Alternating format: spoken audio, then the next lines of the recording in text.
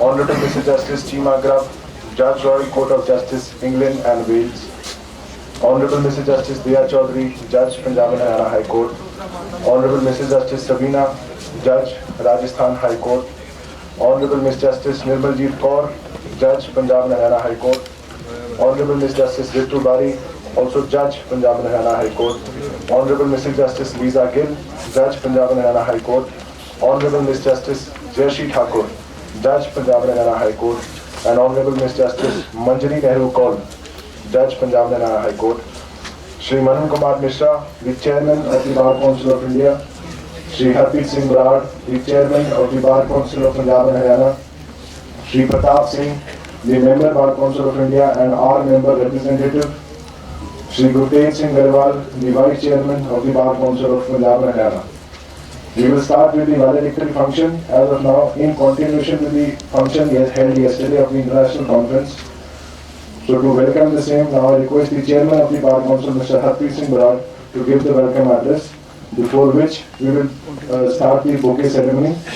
Now I request Mr. Satish Deshmukh, Mr. Salinder Dubey and Mr. Ajay Chaudhary to kindly come on the stage and give the bouquet to Honorable Chief Guest for today, Honorable Ms. Justice Indira Banerjee, Judge Supreme Court of India.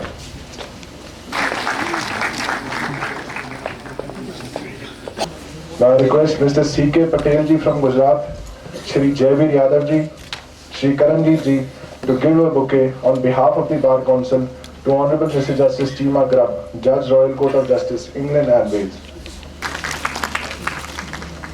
I also request Mr. D.K. Sharma ji, Mr. Ami Patel ji, the Secretary of the Gujarat High Court Bar Association, and Mr. Lekhraj Sharma ji, the member of the Bar Council of Punjab and Haryana, to give a bouquet to Honorable Ms. Justice Diya Chaudhary, Judge Punjab and Haryana High Court, as a token of welcome.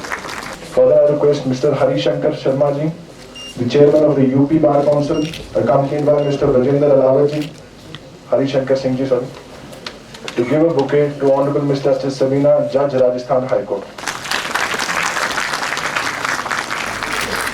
Further, I request Mr. N. Manoj ji, Mr. D.K. Sharma ji, and the Vice Chairman of the Bar Council, Mr. Gurtej Singh Garwal, to give a bouquet to Honorable Ms. Justice Nirmaljeet Kaur, Judge Punjab and Haryana High Court, as a token of welcome and deep sense of gratitude.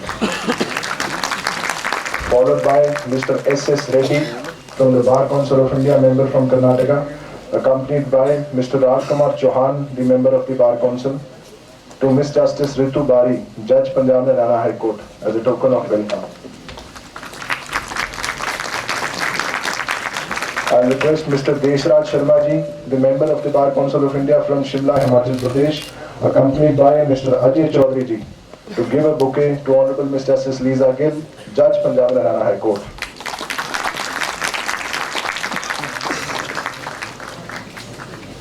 Finally, I request Mr. S.C. Srimali, the member of the Bar Council of India from Rajasthan, accompanied by Mr. Rajendra Alawat ji, to give a bouquet to Honorable Ms. Justice Manjari Nehru Kaul as a token of welcome. And Mr. Patel, Bar Council of India member. I request all the dignitaries, honorable judges sitting on the dais to kindly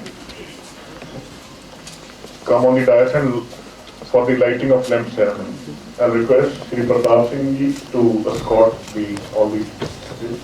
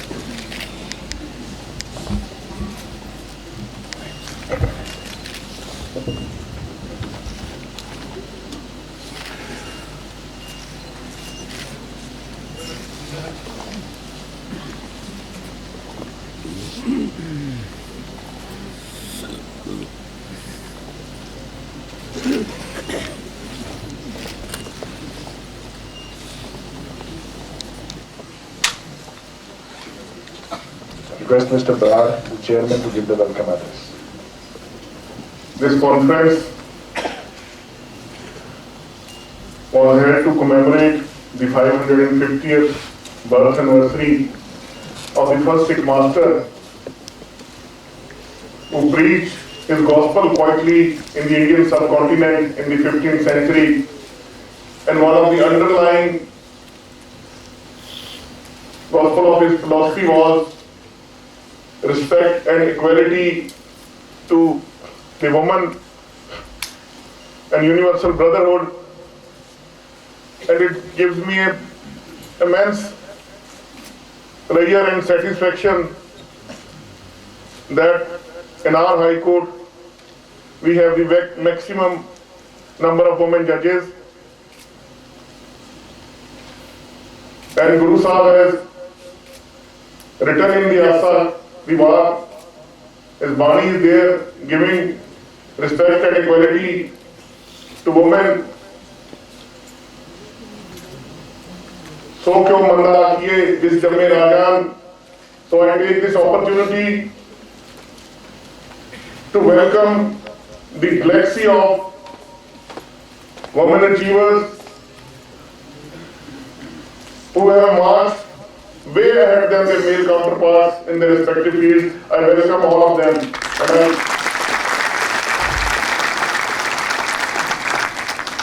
Today we have Honorable Justice Indira Banerjee ji. She studied in a very eminent education institute, Loreto in Kolkata. Her father was a distinguished police officer, and she was elevated on 5th February 2002 as a judge of the Honorable High Court of Calcutta. And she is the second woman in the country to have ever been elevated as a Chief Justice of Madras High Court. I, on my behalf and on behalf of the legal fraternity of Punjab and Chandigarh, warmly welcome Honorable Justice Indira Banerjee.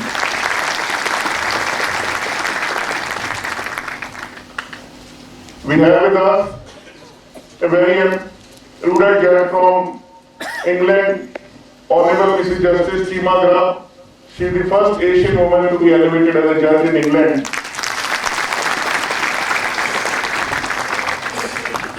And she is also administrative head of the Judicial Academy, where she inculcates ethics and righteousness and sense of duty in the trainee magistrates in England. We have with us Honorable Justice Chaudhary, who is the first woman president of a High Court Bar Association, and she was designated as a senior and then elevated to the bench, and also remained Assistant Solicitor General and led one of the most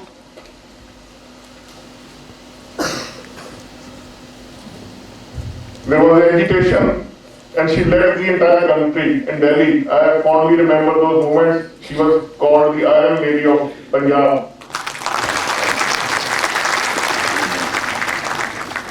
We also have Honorable Justice Sabina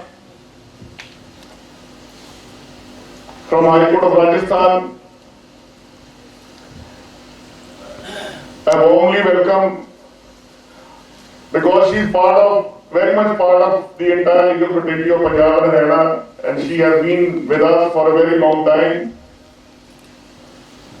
I also welcome Honorable Justice Nirmaljeet Kaur.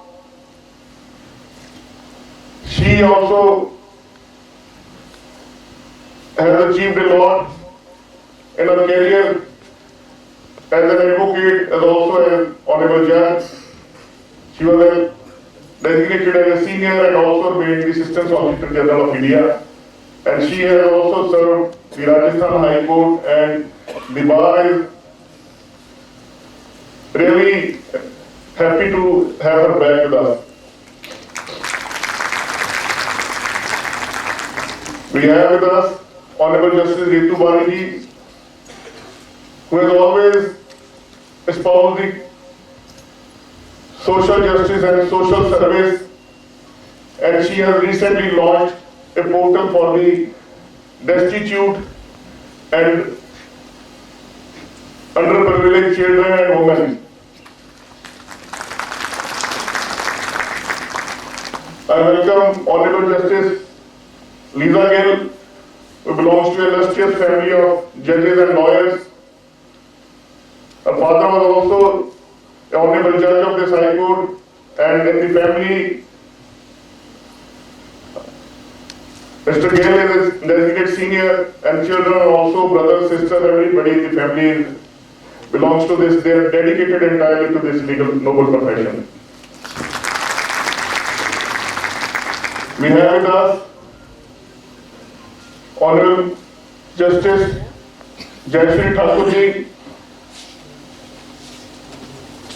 It is a delight to appear in this court. She always encourages the youngsters. I also welcome Honorable Justice Manjari Nehru Kohli. I had the good fortune to work with him in the AG office and learned a lot from her about the legal nuances. I welcome the leader of Indian Bar, a very distinguished advocate, senior advocate Manan Kumar Mishra ji, and with his immense contribution, this international conference could possibly be held. Now I quickly read the report of the valedictory. I know the time is constrained. The international conference was inaugurated by the Honorable Chief Justice of India, Shri Sharad Arvind Bobde ji, who emphasized the need of preserving the environment, and he quoted from the Bani of first Sikh master, Pavan Pita,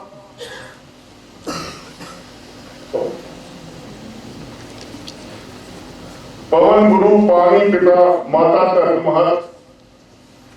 So the need of the contemporary world is to recognize the elements of Mother Nature and preserve it for posterity.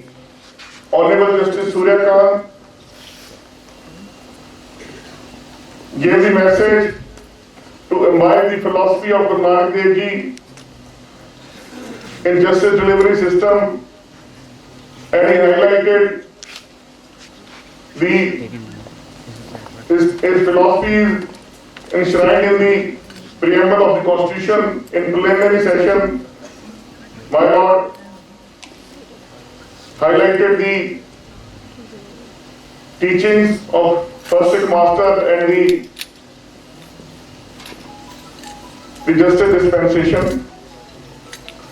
Our Honorable Chief Justice Shri Ravi Shankar Jha pointed out how the teaching and philosophies of Sikh master is relevant today in such turbulent times.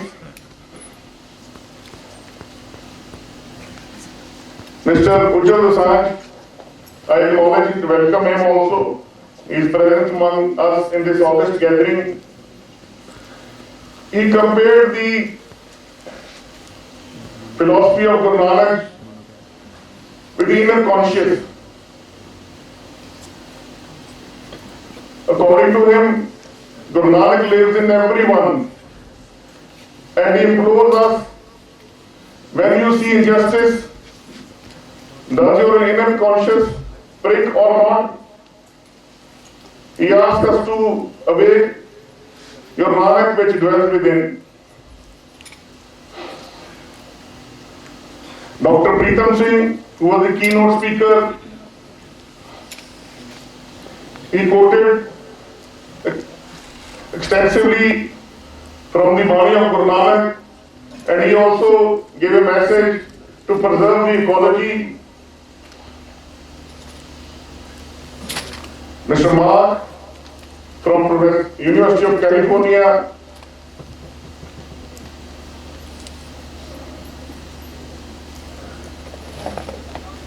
he told the August gathering how the first Sikh master traveled to Makkah. His travel was so widespread that he spread the message of unity, brotherhood and oneness to the entire world.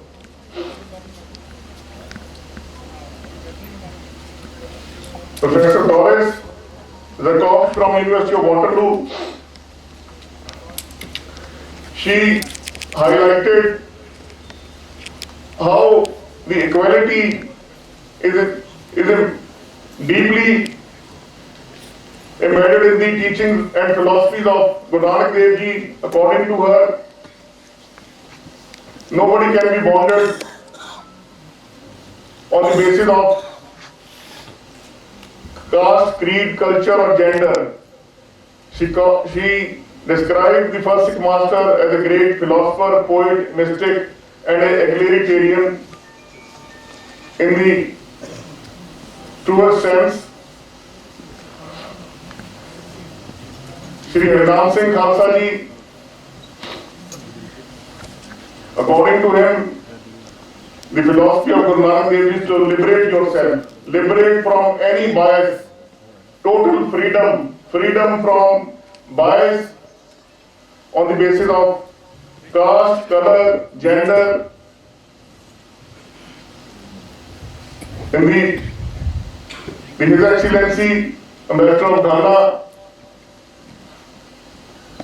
he read the message of the President of the Ghana and shared the message of humanity of first Sikh master along with other dignitaries. Many bar leaders from Bar Council of India, all the states Bar Council except Odisha were with us, and it turned out to be a national integration camp, and it is the greatest tribute to the philosophy of Guru Nanak Dev Ji, and it is indeed gives me great pride by the galaxy of legal luminaries and students, educationists who attended the conference and took the message given by these intellectual giants. 118 institutes, law institutes, universities participated with the students, read papers on 5 different topics, and Honorable Justice Anupinder Singh Garewal, Honorable Justice H.S. Sidhu, Honorable Justice M.S. Sethi, Honorable Justice Girish Agnihotri, along with Honorable Justice Sajdeva from Delhi High Court, Priya Ingorani, a very eminent senior advocate, Vice Chancellor of National University, Rajiv Gandhi National University, Himachal Pradesh University, MDU, and Vice Chancellor of Punjab University also participated. So with this valedictory session, the conference will culminate. Yesterday we had a facilitation program in which the Honorable Speaker of Punjab Assembly and Honorable Justice Rajiv Sharma, and Advocate General Punjab, was with us in the evening. And I once again welcome all of you. Thank you very much indeed. Thank you, sir. Now I welcome Mr. Ashok Arora, who was also our guest and is also the Secretary of the Supreme Court Bar Association, who would like and join the podium. Her Ladyship Justice Indira Banerjee, Her Ladyship Justice Cheema, Her Ladyship Justice Daya Chaudhary, Her Ladyship Justice Sabina, Her Ladyship Justice Nirmaljeet Kaur, Her Ladyship Justice Setu Bari, Her Ladyship Justice Gill, Her Ladyship Justice Thakur, Leader of our bar, Hon'ble Mishra Ji, Indira Banerjee, Vice Chairman and Chairman of different bar associations, my friends, colleagues at bar. First thing I wish to share with you my admiration for the philosophy of Nanak Dev Ji. Nanak Shah Fakir, Hindu ka Pandit, Musalman ka Peer. This is what, imagine 500 years back, the philosophy given by a great saint is our constitution. This is the constitution when he says, Jin prem kiyo tin hi prabhu payo. Only one who loves all. And prem is not only for family members or immediate neighbors, no. His definition of prem was कि जर्रे जर्रे में उसी का नूर है, झांक तू दिल में न वो तुझसे दूर है, इश्क है उससे तो सबसे इश्क कर, इस इबादत का यही दस्तूर है. That is what we say in preamble, promote fraternity. So unless we promote fraternity, we cannot achieve the mission of preamble. And mission of preamble, you all know, when we say secure justice for all, social, economic, political, that is what Nanakji taught. Vandichako. Vandichako is what? Secure justice for all. And again, Jin Prem Kyo means every litigant you see, whether as a lawyer or as a judge, as Jimmy Carter said, the former president of US, many years back, that just imagine that he or she is your baby, your child you are dealing with. And I'm so happy to and privileged that we have Her Ladyship Justice Indira Banerjee here. I share with you this personal experience during this vacation. During this vacation, one bench passed an order in Maharashtra medical students' case that the seats now available should be sent for general category students. Now it is very simple. When you say general category students, that does not exclude scheduled caste group tribe. But Maharashtra government was misinterpreting it. They said that means only general category students. And Her Ladyship, while dealing with that, when I submitted Her Ladyship, it is a question of 2,000 students who are our babies. She had no inhibition. You know that normally the other bench would not set aside or modify the order. But when you are sure about yourself like Nanak, when you are sure about your conscience, and when your mission is to do justice to students, to do justice as your own babies are before you, Her Ladyship was kind enough to change the order and 2,000 students were benefited by this single step. So what we do as lawyers, as member of bar, I feel, we must see that is justice being done? What is my duty? What is my role? As Swami Vivekananda said, that only those who live for others are alive, rest are more dead than alive. अपने लिए जिए तो क्या जिए, ऐ दिल तो जी ज़माने के लिए. When we make this mission, when we see that what is the mission of preamble is हर एक घर में दिया भी जले अनाज भी हो, अगर ना हो कहीं ऐसा तो ऐतराज भी हो, रहेगी कब तलक वादों में कैद खुशहाली, हर एक बार ही कल क्यों कभी तो आज भी हो. When we make sure, and we were so privileged that yesterday we had my Lord the Chief Justice of India, the first interview which my Lord the Chief Justice of India gave even before being elevated as CJI, he said, my mission is to reach the last man. We as lawyers, we have to contribute it in and see to this that we reach the last man. As my Lord Justice Bhagwati said in 1981 in SP Gupta's matter, that millions being denied basic human right, to whom personal liberty has no meaning, the judiciary, the lawyers are to innovate methods that we reach them. And we make sure हर एक घर में दिया भी जले अनाज भी हो. I'm also privileged. You see, normally lawyers do not make confession, and especially a criminal lawyer would not. But I wish to make a confession today before this August gathering. My confession is that I was little late, as they say, you know, to be ungrateful is sin in every religion. So I wish to correct my error. 20 years back, a great leader of the bar who would soon be with us, it was a loss to bar when she was elevated. She is here before you, Her Ladyship Justice Daya Chaudhary. She supported me for the election of Supreme Court Bar Secretary 20 years back. And today I am conveying thank you, ma'am.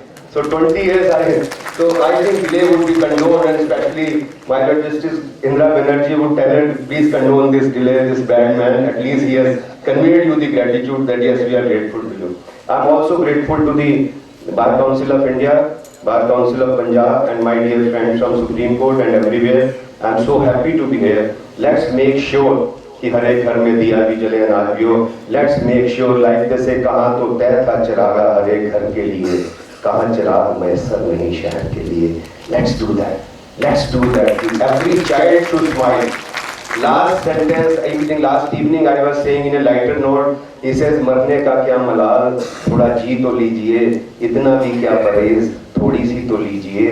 बच्चों से चाह, this is my mission and this is the mission of Harpreet Barar also. This is the mission of our honorable, I always say honorable Mishra ji and our honorable CJI, that youth in the country, if you have to make country, should smile. He says मरने का क्या मलाल, थोड़ा जी तो लीजिए, इतना भी क्या परहेज, थोड़ी सी तो लीजिए. बच्चों को चाहते हो, बच्चों से चाहते हो बजे सास की तरह, बच्चों से पहले उनकी उदासी तो लीजिए. Thank you very much. I am grateful. Goodbye. Jai Hind. I request, as the chairman has described, the Lion of the Bar from Haryana, Madam Justice Daya Chaudhary, to come and address.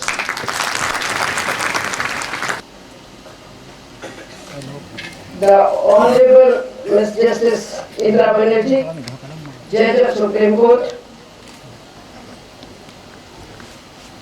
my sister judges on the dais, Justice Sabina, High Court Judge Rajasthan, Justice Nirmalji, or Justice Nirvitu Bahari, Justice Lisa Gill, Justice Jayashri Thakur, Justice Nehru, and brother judges of the dais, other dignitaries on the dais and of the dais, the lawyers and other friends.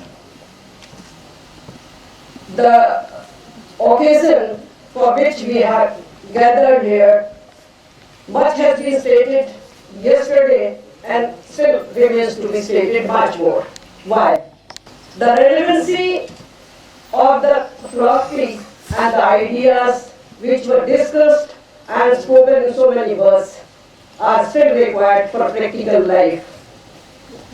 Nanak Ji is not the heritage of the Punjab or India, but for total universe, because of the philosophy which he delivered that is relevant for every individual, maybe lawyer, maybe businessman, maybe students, lawyers and other sections of the society. Necessity which has arisen for the practical life of everybody has been discussed also, and that credit goes to Bar Council of Punjab and Haryana, who have organized this program. I feel proud to say something on this as to how relevant for us and other persons. Although small efforts are there, people say some of the persons, a small group maybe, if they gather together with an object to be delivered not only to the society but world as a whole. One should not doubt, that's why people say, never doubt that a small group of thoughtful and committed persons can change the world. Yes, that can be, but strong determination is required. The purpose of life is the life of purpose. That is motive, that is object to organize this function. And this way I say the credit goes to Bar Council. Here, the chairman of Bar Council, members of Bar Council, chairman Bar Council of India, Mr. Mishra, and other personalities who are on the dais, and Mr. Arora, especially, who has stated something about me, I am also thankful to him.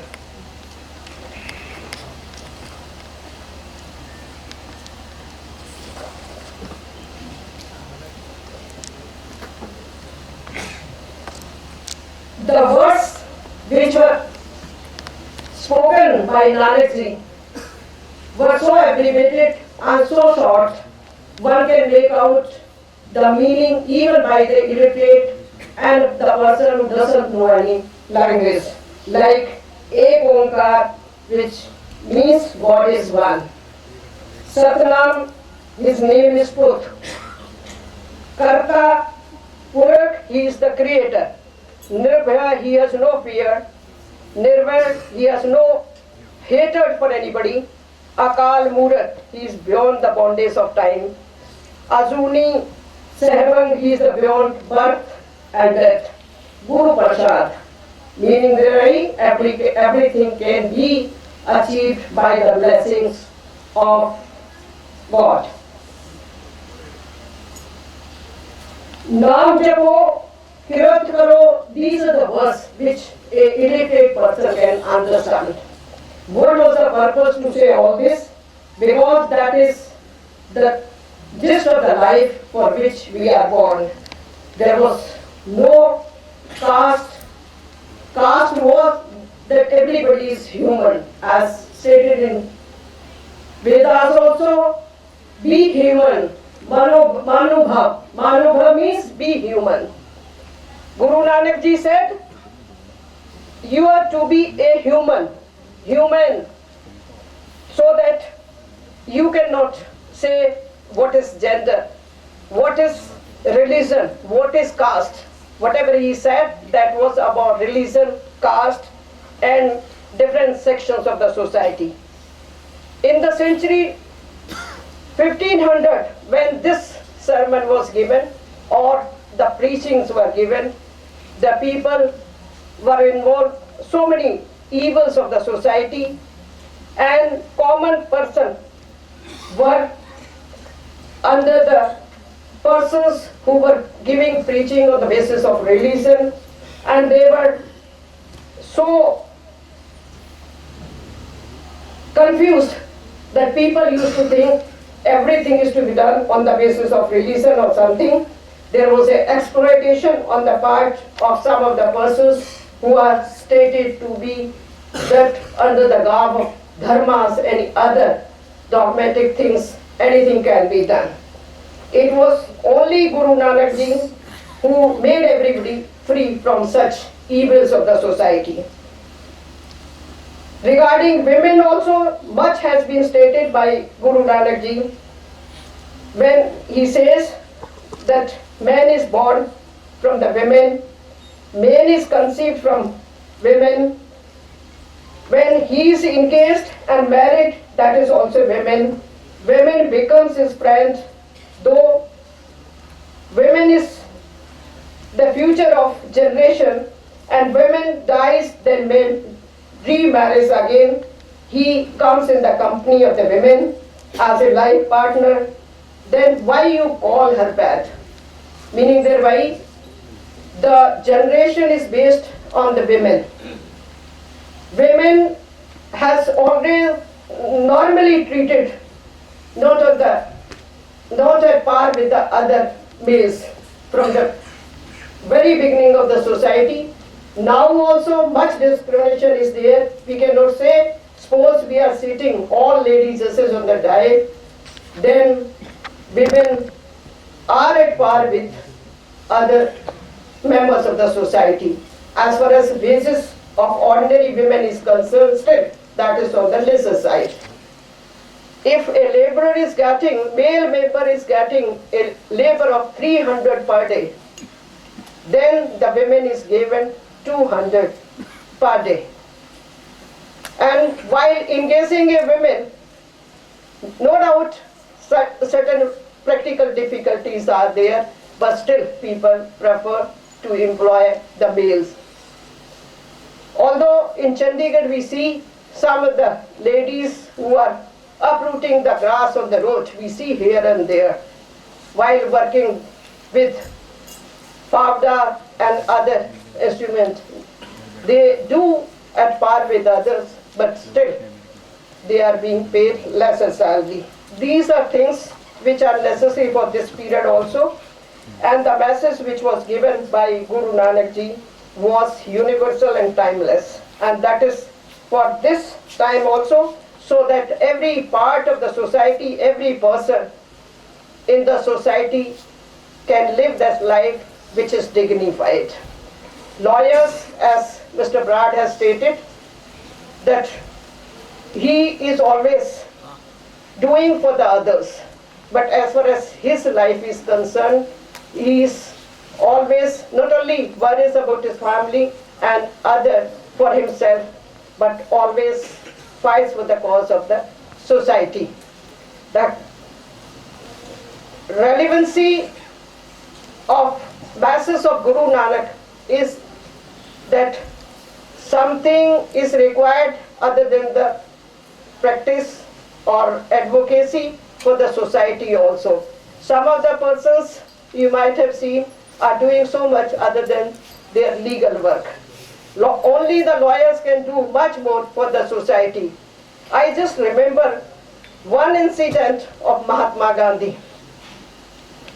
Mahatma Gandhi was in state of Gujarat.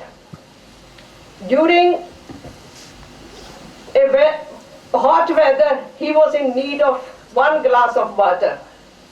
He asked somebody from a house. He knocked the gate of the house. Somebody came, and the voice came from inside that who is he on the gate?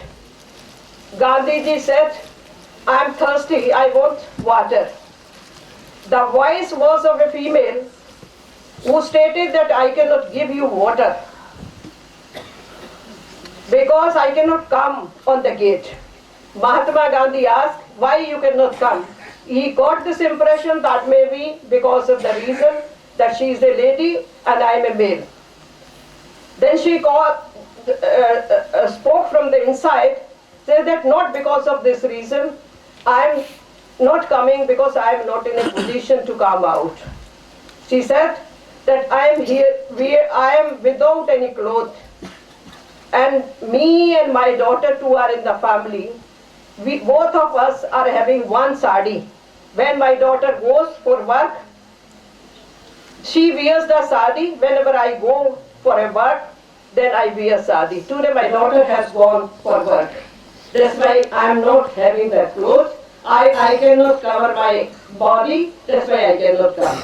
From that day, Mahatma Gandhi decided that I am not to wear the complete clothes on the body when an ordinary person is not having a cloth even to cover a body.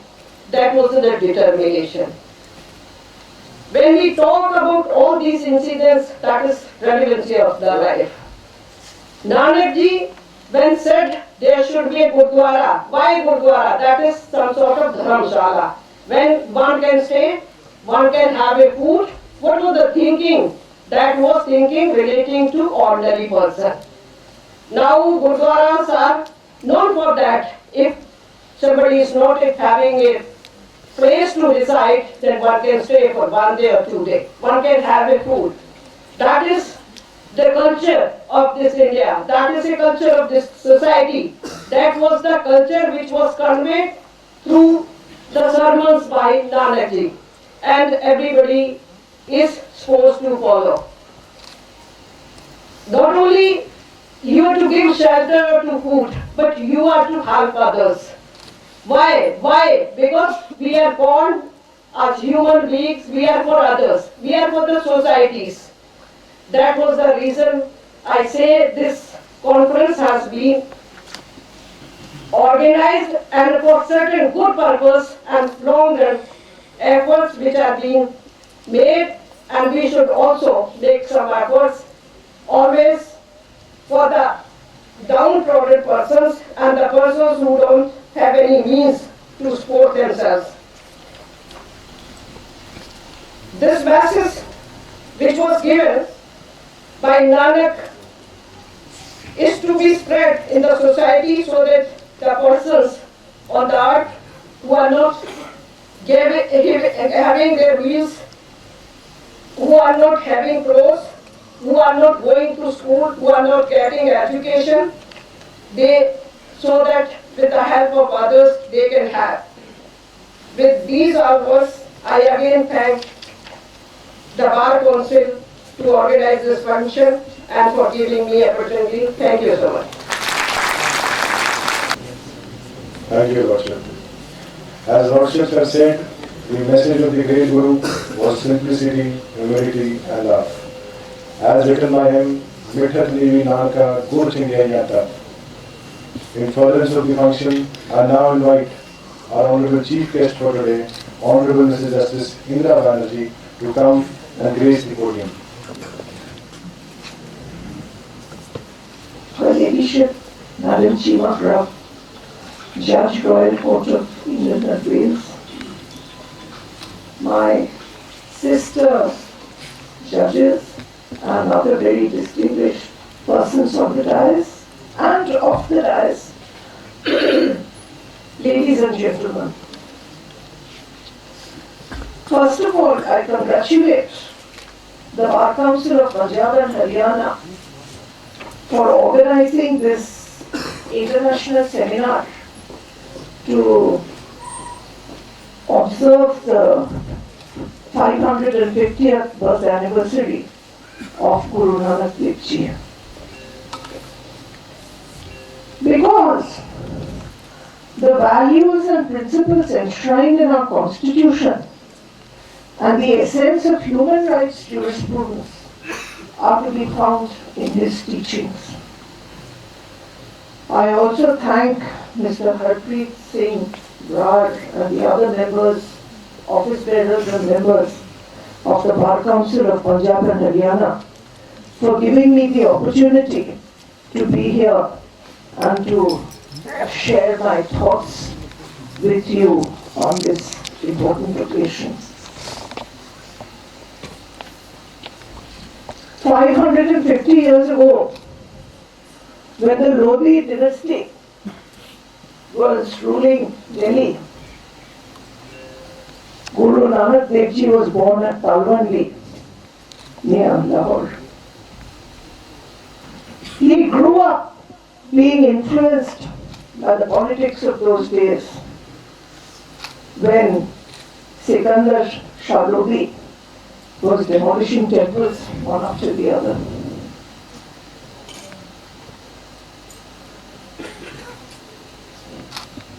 He was truly secular. He did not approve of such divides. Once he came and settled down in Kartarpur, he started putting down his teachings in verse, which was taken down and later on put down in the Granth Sahib, that possibly by the fourth Guru Arjan Singh. Now, what were these teachings? Nanak Ji was not a systematic theologian. He proclaimed the majesty and unity of God, the comparative insignificance of prophets and avatars. He realized the fleeting vanity of worldly life and the need to approach God in fear and love. God creates, God disposes, but God is gracious, was his message. All can approach him in a spirit of service and devotion, without which all formal ritual is worthless. God and the worship of God, rather than man's salvation, is at the center of Nanak's preaching. Hindu and Muslim influences can be seen in his thought. His way of describing God by the negative is Hindu. He describes God as the unseen, infinite, inaccessible, inapprehensible God. He taught in simple language which was ordinarily understood. He rejected caste, idolatry, and the authority of the Brahmins. So we find the basis of an egalitarian society. He believed in the existence of one true living God and insisted on the common truth of all religions, holding that salvation could be attained through good conduct. He preached the omnipotence and omnipresence of God and the transitories of the world. Faith and worship. It is very interesting. On one occasion, Nanak Ji was rebuked for sleeping with his feet towards Mecca. When asked, the reply that he gave was, "Tell me, which side should I turn and lie down? God is there everywhere, all around."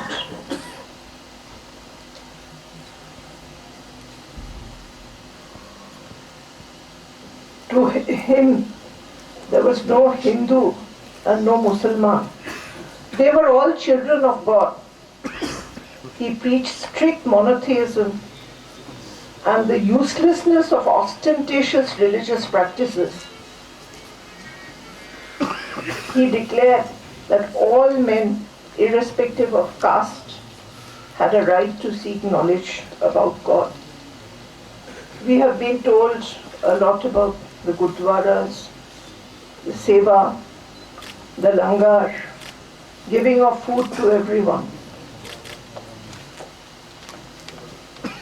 In other words, what he preached was a way of life. To me, if one truly follows the teachings of Nanak Ji, then one should follow certain values in life. These values are very important. Then of course, For us, judges, secure the For unity the and lawyers, integrity the of the students nation. who are future lawyers or who word will be integrity future again members of the was society, Introduced by the and 42nd for everyone Amendment else. Act. Now coming to our constitution. Just as the people were very important so far as Guru Nanak Dev Ji was concerned, our constitution is a people-centric constitution. Because on 29th November 1949, we, the people of India, constituted India into a sovereign democratic republic. To the word sovereign democratic republic were added the words secular and socialist by the 42nd Amendment Act. These two words were not originally there in our constitution.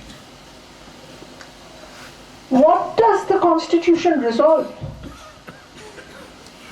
To secure to all its citizens justice, social, economic and political. To anybody else, Liberty where the of people elect, thought, expression, people participate belief, in the government. faith and worship. It is essentially a government for the Equality people, of and the status public and of opportunity. is too And elementary. to promote Even a amongst child all knows where you are an fraternity, elected What is this president fraternity? in the states. universal brotherhood. And It's is by this election, not it's not by what inheritance. Guru Nanak Dev Ji taught us? Universal brotherhood. And then of course to secure the unity and integrity of the nation. The word integrity again was introduced by the 42nd Amendment Act.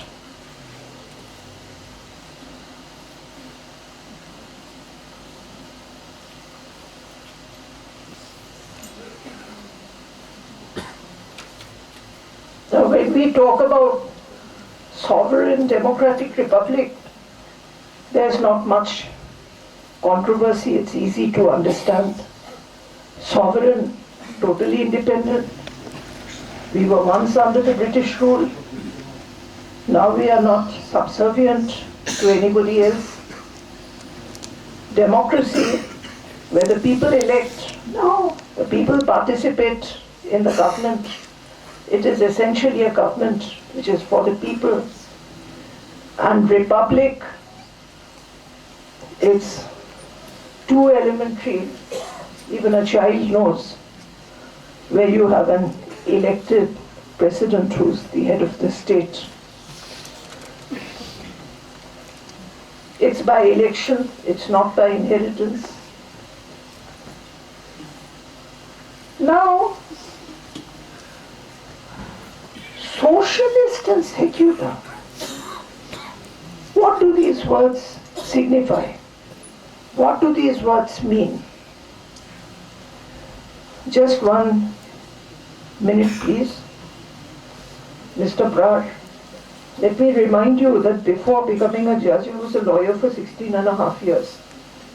And once I get the podium and a topic which is very close to my heart, I may just go on and on talking.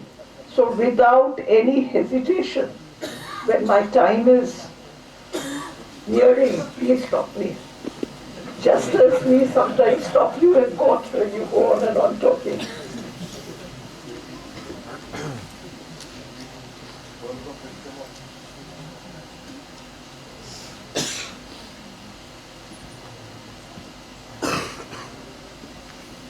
Now, this preamble beautifully summarizes the principles enshrined in our Constitution, the principles and values of our Constitution, which are elaborated in the fundamental rights, in the directive principles of state policy, and in the various other provisions of the Constitution of India.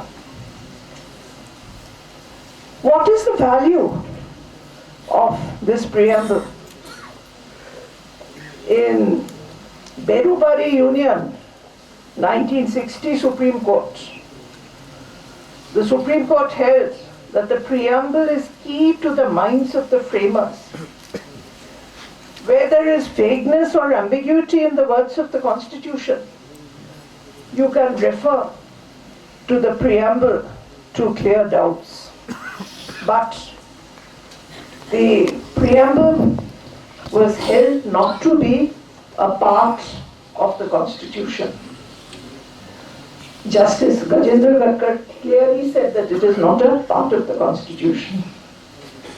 In Sajjan Singh versus State of Rajasthan, Justice Madholkar said, preamble had the stamp of deep deliberation marked by precision.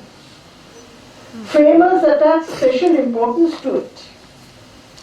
It is the epitome of the broad features of the Constitution, which were an amplification or concretization of the concepts set out in the preamble. Justice Hidayatullah said the preamble was an aid to the Constitution. In the Golaknath case, which was incidentally from the state of Punjab, Golaknath versus state of Punjab, Justice Hidayatullah said, preamble is the soul of the Constitution. It's a declaration of faith and belief in certain fundamentals of national life. Standards, it lays down standards from which we must not depart, we cannot depart. Now we all know what happened thereafter. The 24th Amendment Act was enacted by Parliament to amend Article 368 of the Constitution itself so that to put in a provision that Parliament would have the power to amend any part of the Constitution, and a constitutional amendment would be immune from challenge. This came up for decision in the famous Keshavananda Bharati case, where the Supreme Court for the first time laid down that there were certain basic features of the Constitution of India which could never be amended. In other words, though there may not be an express bar to amendment of the Constitution, there is an implied bar. In Keshavananda Bharati, the majority held that the Constitution should be read and interpreted in the light of the grand, noble and vision as contained in its preamble. In Bommai versus Union of India, the Supreme Court, Justice Ramaswamy held that the preamble was an integral part of the Constitution of India. So today, we proceed on the basis that the principles which have been summarized in the preamble constitute the basic features. What is this? Justice, social, economic and political. Although stated separately, there is a thread which runs through all three. Social justice, possibly simplistically, would be described as freedom from any kind of discrimination on the ground of social status, place of birth, caste, creed, sex, so on and so forth. But can there be real social justice if there is no economic justice? Economic justice may separately mean a right to an adequate means of livelihood,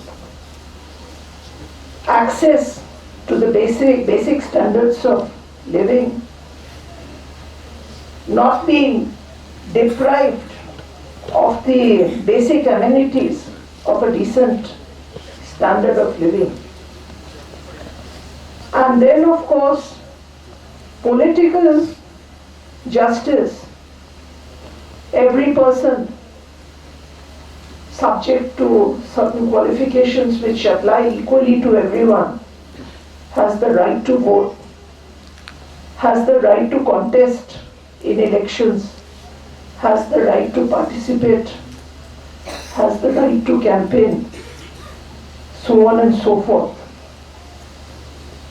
But what is the value of this if there is no education? If people go hungry? So actually, this broad justice includes all the three forms of justice.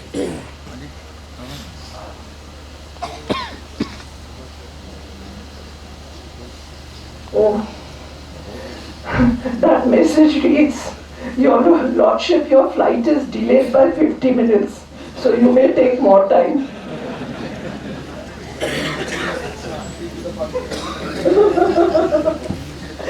I thought I was going to be asked to stop because my time was over.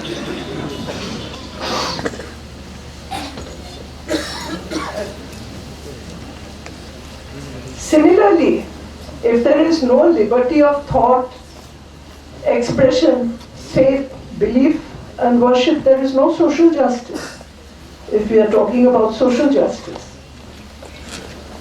Because social justice also means the ability to air one's views, to express one's thought.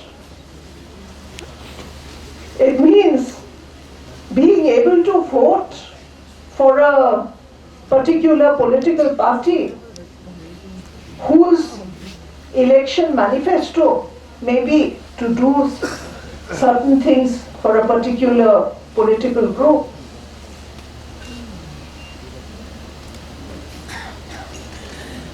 As we were discussing a little while ago, the word socialism and socialist. Socialism has not been defined anywhere in the Constitution. So what exactly do we mean by a socialist country? The Constitution 45th Amendment Bill, which became the 44th Amendment Act, did make an attempt to define socialism, to explain socialism. It was to mean free from all forms of exploitation, social, economic, and political. But ultimately, when the 44th Amendment Act was enacted, this part of it was not included in the amendment, and we still do not have any precise definition of socialism. So it is for the courts, left to the courts, to interpret socialism. Now, socialism meant elimination of inequality in income, status, and standards of living.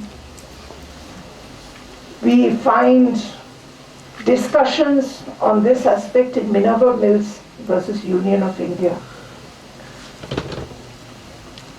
Now, as held in the Minerva Mills case, after addition of socialist, courts would perhaps in their interpretation of the Constitution be expected to lean more in favor of nationalization, state ownership of private property, industry, etc., and right to equal distribution of the material resources of the country. Similarly, secularism is also not defined anywhere in the Constitution. So what exactly does the expression secularism mean? If one goes by the dictionary meaning of secularism, it possibly means to do things which are not spiritual, not concerned with religion, irreligious, rejecting all forms of religion and beliefs.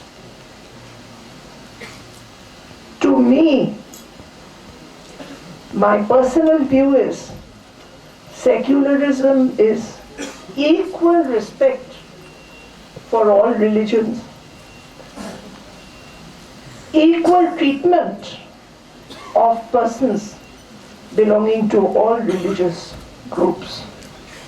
In Ziauddin Bahramuddin Bukhari case in 1974-5, Justice Beg said, "The secular state rises above differences of religion.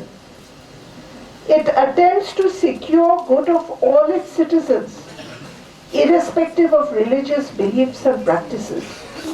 It is neutral in extending benefits." In the Keshavananda Bharati case, although the Keshavananda Bharati case was decided before the 42nd Amendment Act came into force, which introduced secularism in the preamble to the Constitution of India, nevertheless, it held that secularism was a basic feature of the Constitution of India. Therefore, there can never be any amendment which takes away secularism.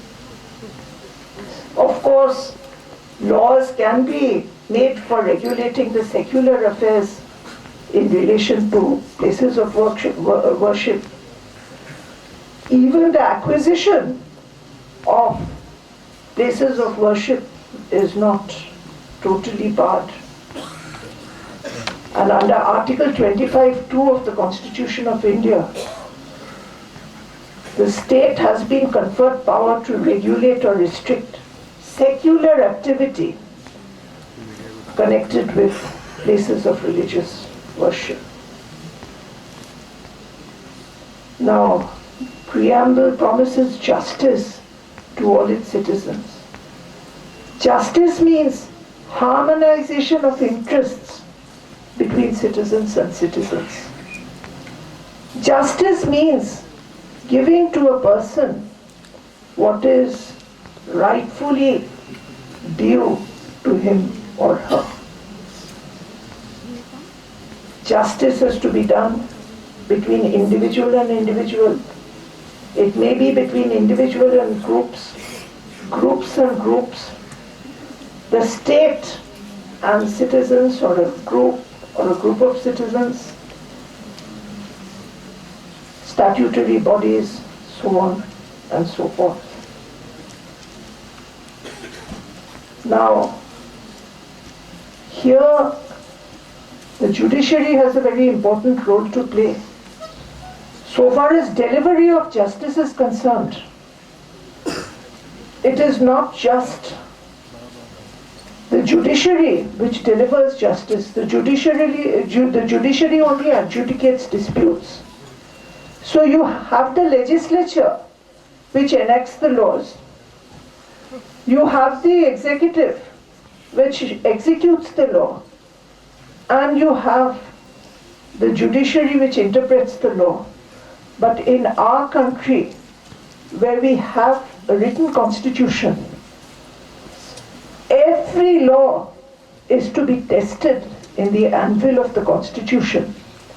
And the judiciary has the power even to strike down a law as unconstitutional. And perhaps when the validity of any law or the validity of any executive act is considered by the court, it has to be considered in the light of the principles enshrined in the Constitution of India.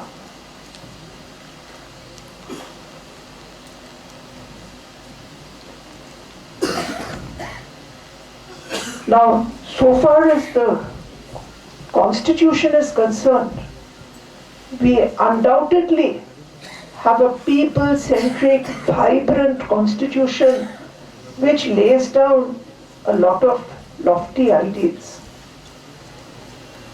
But to give effect to this Constitution, how effective the Constitution is going to be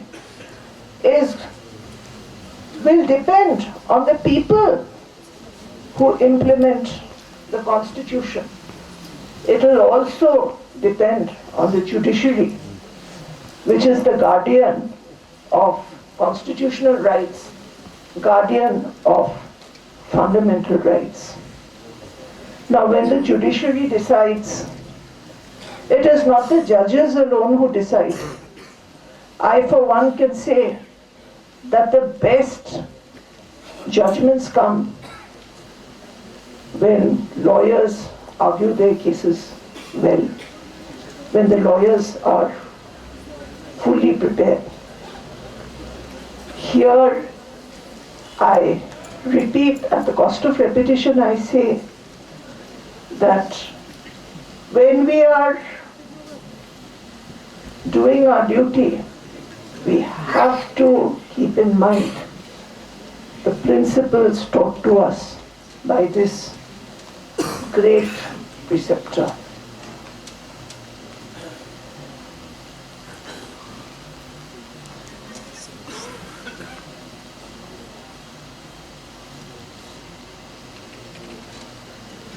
There are certain interesting aspects of securing justice to the people. There have been provisions of the Constitution. There has been a gradual change in the interpretation of the same provisions, which were interpreted in one way during the first maybe 15 years of the Constitution, and came to be interpreted in a much more liberal way to give benefit to the maximum number of people to give benefit to the economically weak, to give benefit to women, children, differently abled, minority groups, backward classes.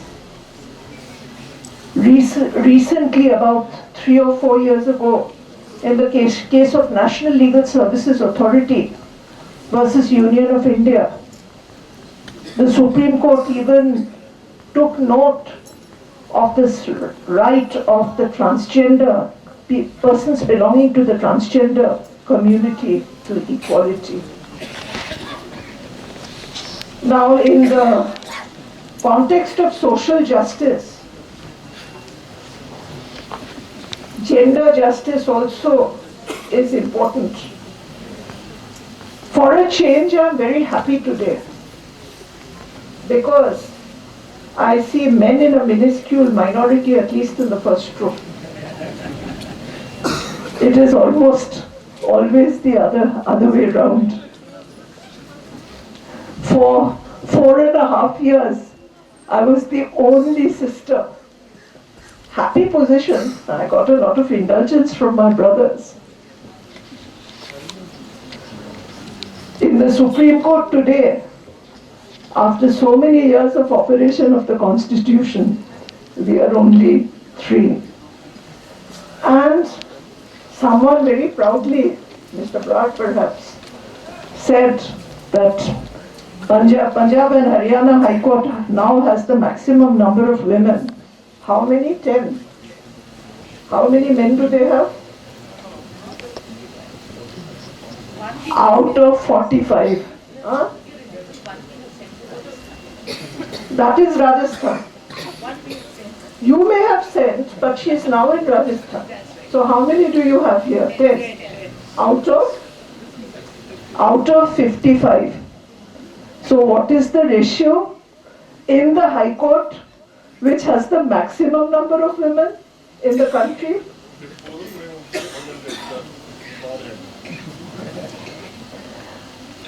That maybe I don't want to be accused of total partiality, so let me confine myself to facts and figures. When I was the Chief Justice of Madras High Court, I used to very proudly say that Madras, with 12 judges including the Chief Justice, had the highest number of women.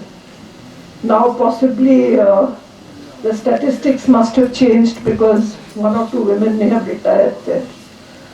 But I think there's a large number of women in Madras High Court as well. And it is also a High Court which has a separate women bar association. There is a Women Lawyers Association, yes.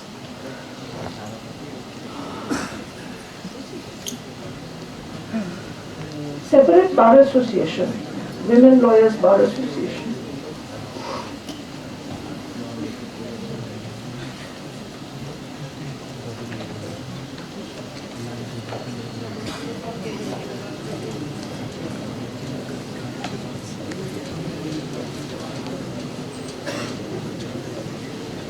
Now, I just mentioned the imbalance in the higher judiciary,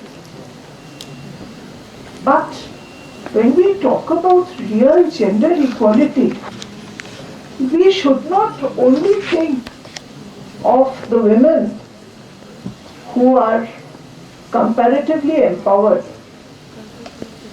I consider myself sufficiently empowered, and all my sisters here on the bench are sufficiently empowered.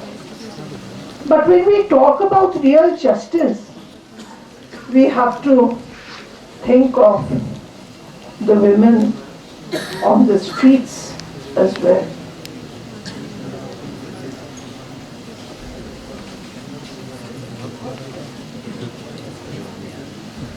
When the constitution makers were making the constitution, they did have the rights of the women in mind.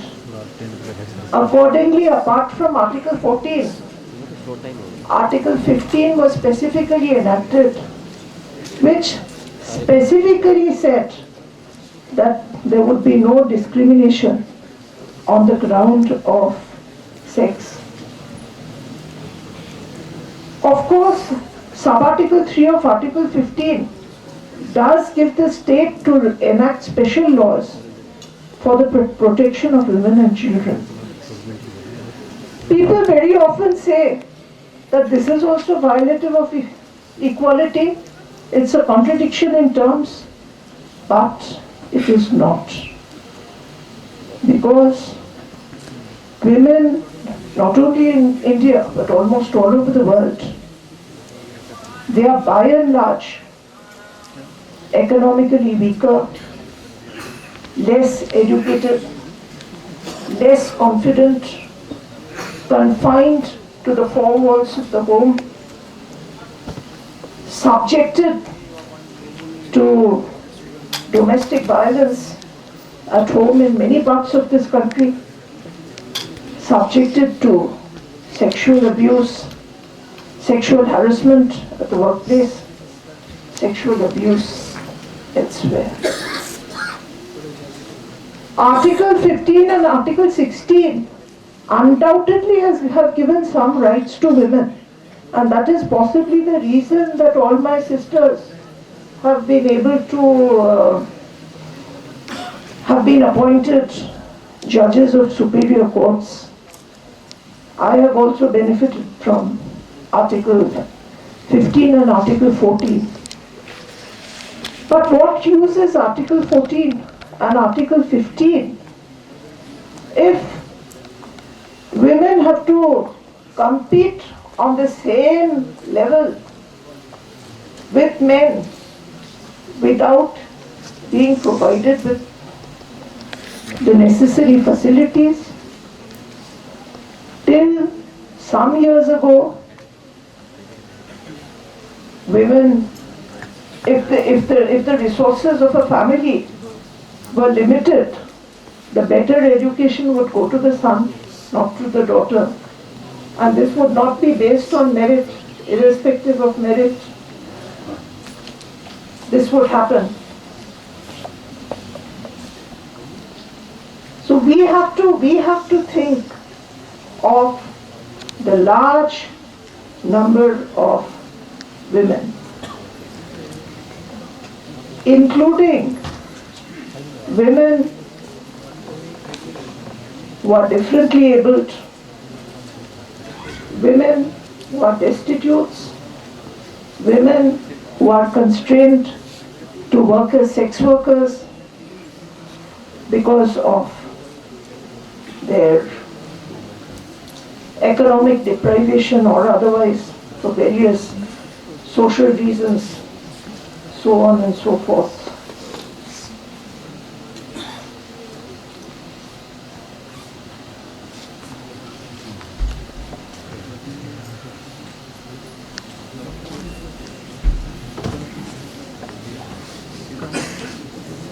Guru Nanak Ji shunned untouchability. Untouchability is today abolished because of Article 17 of the Constitution of India.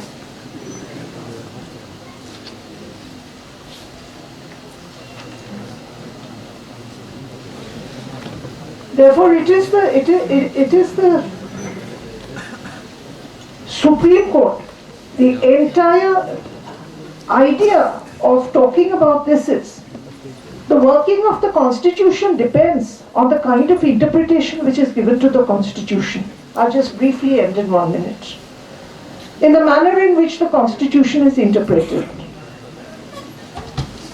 the courts have to be dynamic.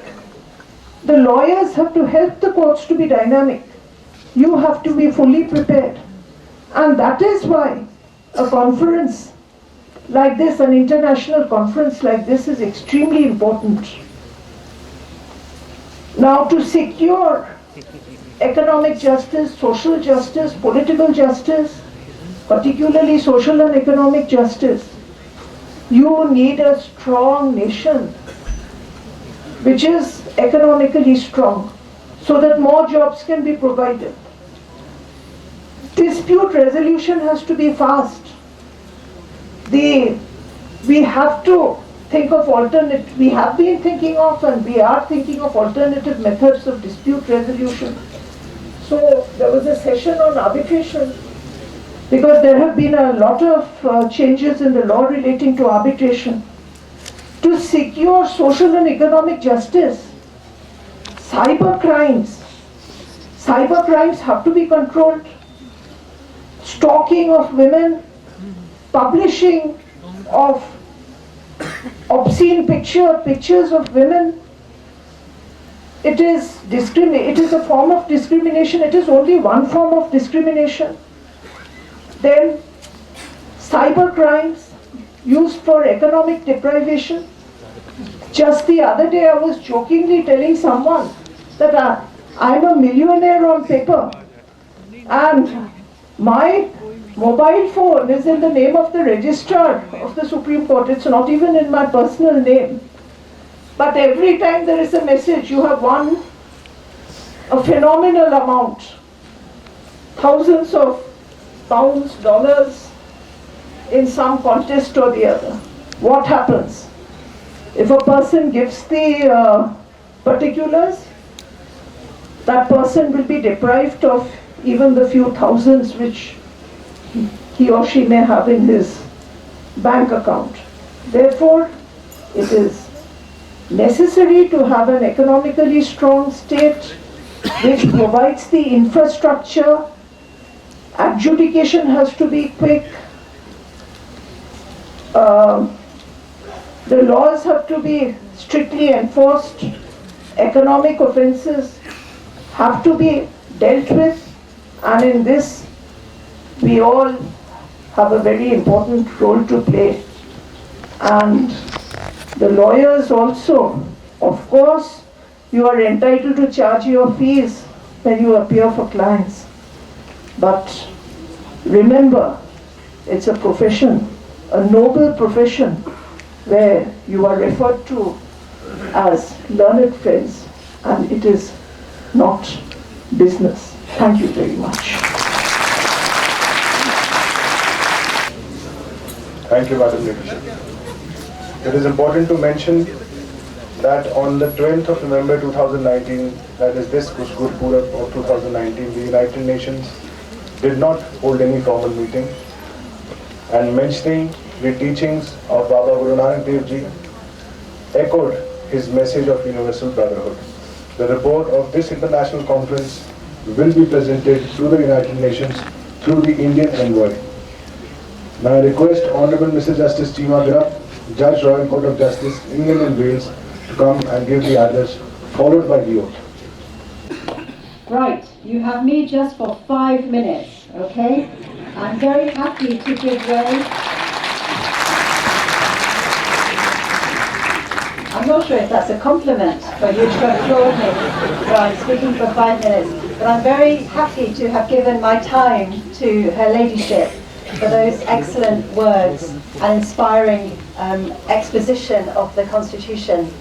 So I have 5 minutes to say 3 things. And I'm going to start by echoing something that our President of the Supreme Court in England and Wales, Baroness Hale, has on her coat of arms, her motto. It is this: women are equal to everything. Do you agree with this? Put your hand up if you agree. Good. Put your hands down. Now put your hands up if you didn't put your hand up. Good. Well, I'm glad there's no one here who doesn't agree. So the 3 things I want to say about women being equal to everything. I was very sad when I was driven here this morning. Should I tell you why? Should I tell you why? Okay. Because we passed a college, which is a college for girls, in Chandigarh, a very prestigious and well thought of college. And I was asking about this college, and they were telling me that when the girls come out of their classes, lots of boys gather around the entrances, and the police even have to come because they are harassing these women. And the first thing I want to say to you is, if women are equal to everything, and everyone in this room believes that, then we must have a zero tolerance for harassment of girls.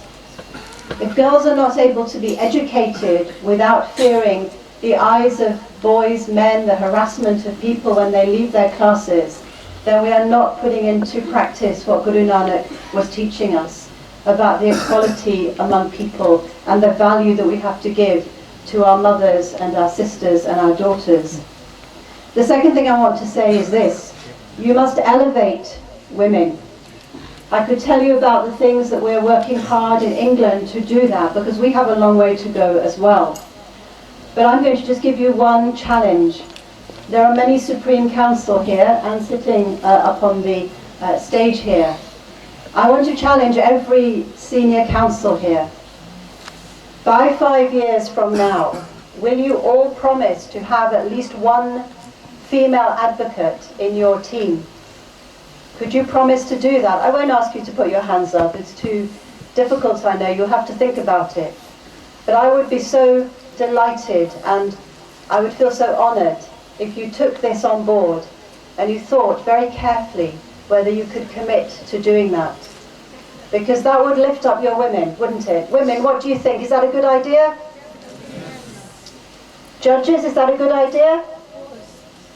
All right, well there you are, you have the challenge. In 5 years, please, I would like to come back to Chandigarh and find that there are women in the teams of Senior Council. When I was a QC, prosecuting terrorism and international fraud at the Old Bailey in London, I used to make sure that in my team of advocates, I would have a woman every time. It was hard. It was hard to get people to agree, but I tried very hard, and most of the time I managed it, and those women are now themselves becoming QCs, following in my steps. So do that, please. And then finally, this is a challenge to the women advocates. You have to get yourself what we call a USP, a unique selling point. I was very good at science when I was at school. I wanted to be an astronaut. So when people say to me, oh, how wonderful, you are the first female Asian High Court judge, I say, no, I'm just a failed astronaut, because that's really what I wanted to be. I still want to be an astronaut. I wrote to NASA, and maybe one day they will write back and say, we need you. But they haven't said that so far. But maths and science were my USP. That's why I was always the barrister chosen by the government to prosecute the most difficult scientific cases. And I have done that. And so you women, please, you advocates, you young graduates, find a unique selling point. Make it something difficult and tricky that the men cannot manage, like the science and the maths that I was good at. And then hopefully that will mean that your career can have an upward trajectory. Thank you very much indeed for listening to me. Women are equal to everything. We have 8 out of 21 in Supreme. That's wonderful. 8 out of 21 women? Yeah. Yes. In the Supreme Council. Well, I'm very delighted to hear that statistic. Thank you. Right, can everybody please, who is due to swear their oath, stand up now? So if you have a piece of paper to take the oath, then you stand up, everybody else sits down. And you have to repeat after me, and when I pause, you say your name. Is everyone ready? This is a very important moment for you all. So just take a moment to collect yourselves and your thoughts. Think about all the work you have done. Think about the future you have ahead of you. And repeat after me. I give your name, do swear, in the name of God, that I will bear true faith and allegiance to the legal profession, and will uphold its dignity and integrity. I will faithfully and conscientiously discharge my duties as a lawyer and will not do anything which may lower down the image and dignity of the lawyer's profession.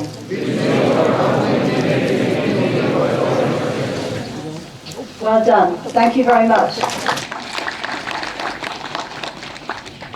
accompanied by Mr. Vijayendra Elawat.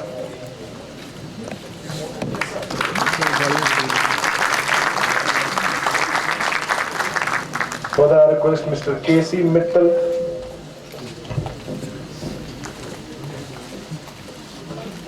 Mr. Karanjit Singh, and Mr. Lekhraj Sharma to present a memento to Honorable Mrs. Justice Diya Chaudhary, Judge Punjab and Haryana High Court.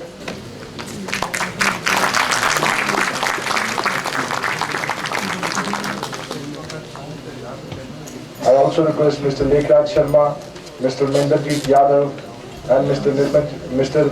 D.K. Sharma to give a memento to Honorable Ms. Justice Sabina, Judge Rajasthan High Court.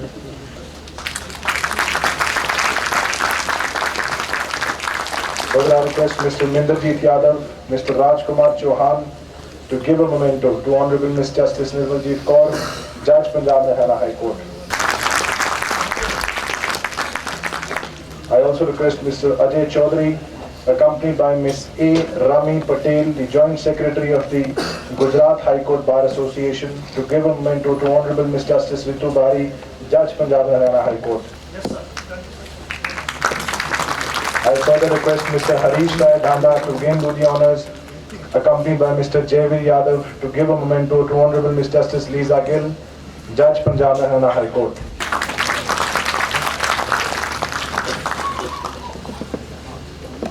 I request Ms. Madhvi, Member Bar Council, to kindly come and give the memento to Honorable Ms. Justice Jayashree Thakur, Judge Punjab and Haryana High Court.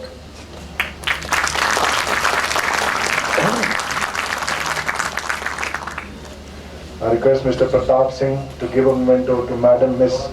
and accompanied by Mr. Ashok Arora, the guest speaker for today, to give a memento on behalf of the Bar Council to Madam Ms. Justice Manjari Nehru Kaul, Judge Punjab and Haryana High Court.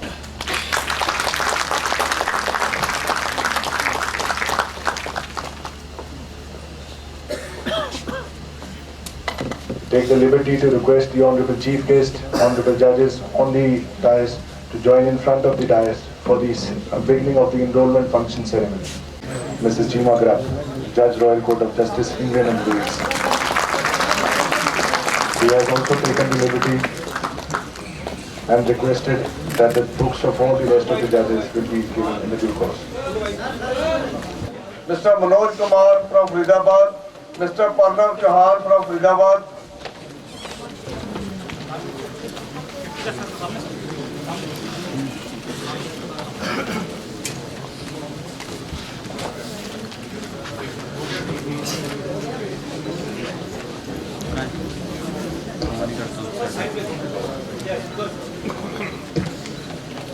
Mr. Kailash Chandra from Faridabad, Mr. Charan Singh from Kurukshetra, Mr. Parveen Kumar from Faridabad,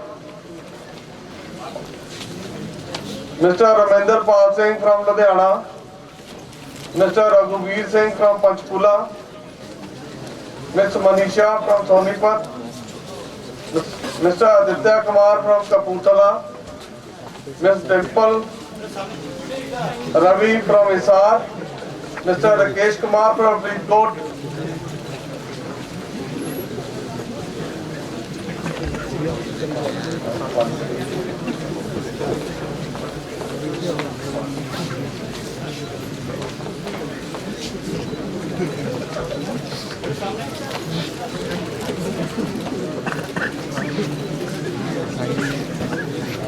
Mr. Surinder Singh from Ludhiana, Mr. Rajesh Kumar from Fatehbad, Mr. Lalit Kumar from Ludhiana, Mr. Neeraj Kumar from Kaithal, Mr. Manoj Kumar from Faridabad, Mr. Vikas Kumar from Ludhiana,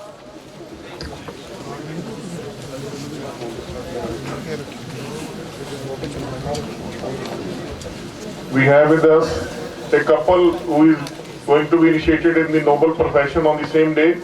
May I invite Komal Rani and Vikas.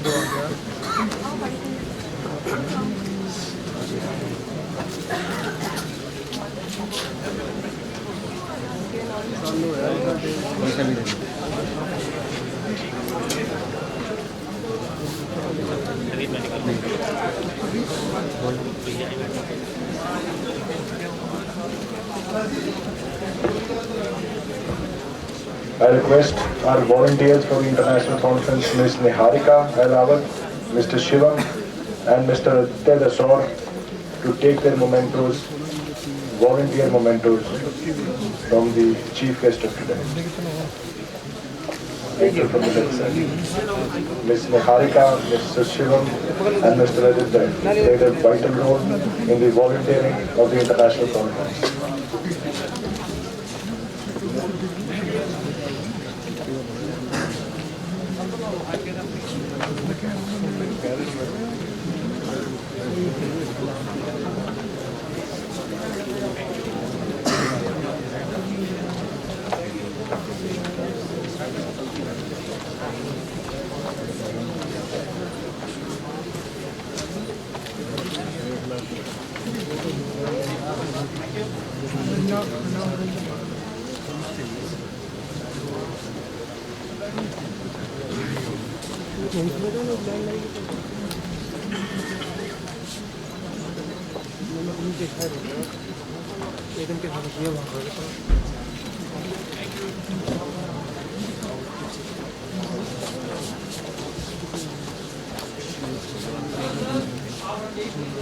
Madam Justice, these are the three volunteers whom we wish to recognize for their contribution in the volunteering of the international conference. Ms. Niharika, Mr. Aditya,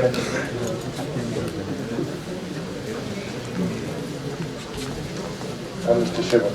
Their mementos, please. Aditya, take your memento.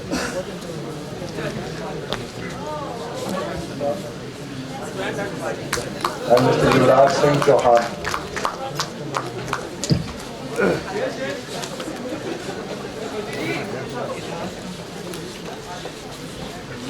Mr. Yuvraj Singh Chauhan is also called upon as a volunteer for his contribution.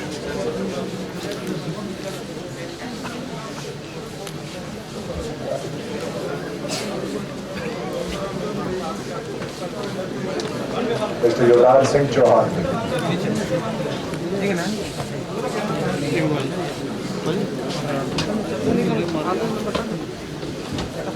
We thank them for their contribution in the conference.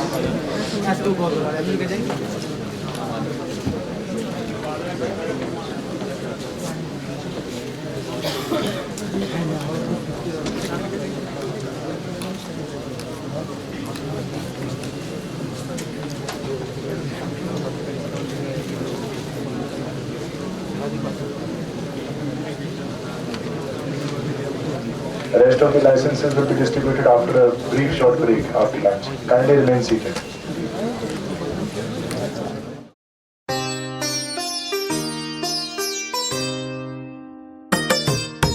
I now request Mr. Vishnu Vardhan Reddy, the Member Bar Council of India from Telangana, Hyderabad, to give the pending vote of thanks of the valedictory section as a matter of record, which I said earlier will go to the Indian envoy to the United Nations.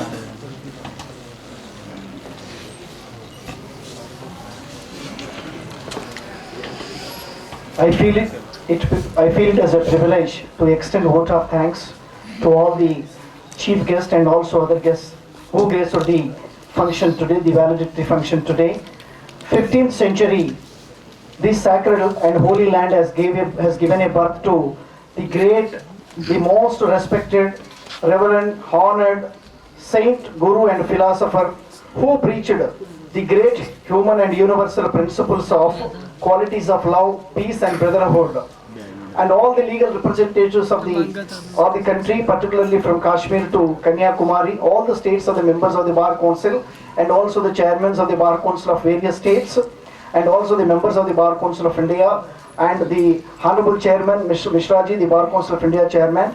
And I wholeheartedly extend the thanks to today's the chief guest, particularly the Honorable Ms. Justice Indira Banerjee, Judge Supreme Court of India, and also today the other guests including the Honorable Justice, Mrs. Justice Cheema Grubb, the Royal Court of Justice, England and Wales, and also Honorable Mrs. Justice Daya Chaudhary, Judge High Court of Punjab and Rajasthan, and also the Honorable Mrs. Justice Sabina, Judge Rajasthan High Court, Honorable Ms. Justice Nirmajit Kaur, Judge High Court of Punjab and Haryana, Honorable Ms. Justice Ritu Bahri, Judge High Court of Punjab and Haryana, Honorable Mrs. Justice Lisa Gill, Judge High Court of Punjab and Haryana, Honorable Ms.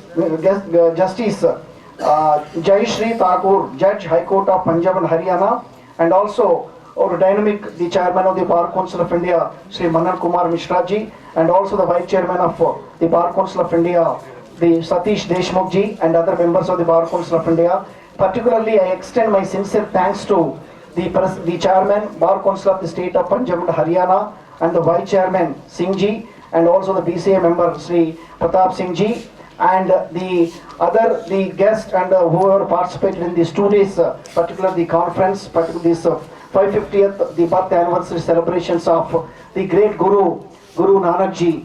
I will be failing in my duties if I do not extend thanks to particularly the advocates of the state of Punjab and Haryana, and also the law students of the various universities, and also besides this the volunteers and the staff of the Bar Council of State of Punjab and Haryana. Thank you, sir. Thank you everyone for attending these 2 days functions, particularly the valedictory function. Thank you, sir. Jai Hind. Thank you, Mr. Reddy. I request, Madam, we also acknowledge the presence of Mr. Ujjwal Dosanjh, who is the former Premier and the Federal Minister of Canada, who has also joined us today on the stage. So I request him to take the next seat to the Honorable Chief Guest of the Day. He will be presiding over the function. I request Mr. Parth Singh and his team of student volunteers, all those volunteers who have come from outside, who have rendered their help in one way or the other to take their mementos as a token of gratitude from the Bar Council of Punjab and Haryana, from the Honorable Chief Guest and the presiding guest of today. The distribution of mementos to our student volunteers for the international conference. Lordship, please. Mr. Dosanjh, please.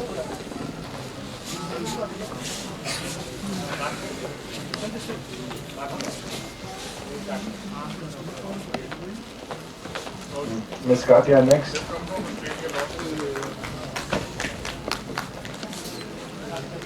And Mitch, as far called, Mitchell to follow next.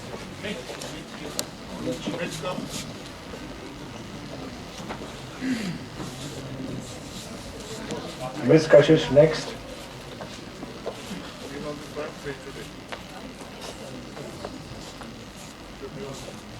Miss Kashish is next. Mr. Snedeep to follow. Mr. Snedeep.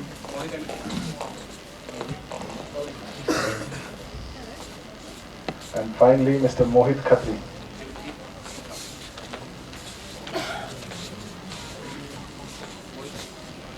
Mohit Khatri. We thank them for their service and contribution in one way or the other. And especially Mr. Parth Singh, who has led the team. I request the Honorable Chief Guest, the presiding guest, to kindly join in front of the stage for the enrollment function to begin. Mr. Kabir Kaur from Gurdaspur, Mr. Kailash Chandra from Faridabad, Mr. Rakesh Kumar from Faridkot, Mr. Surinder Singh from Ludhiana, Mr.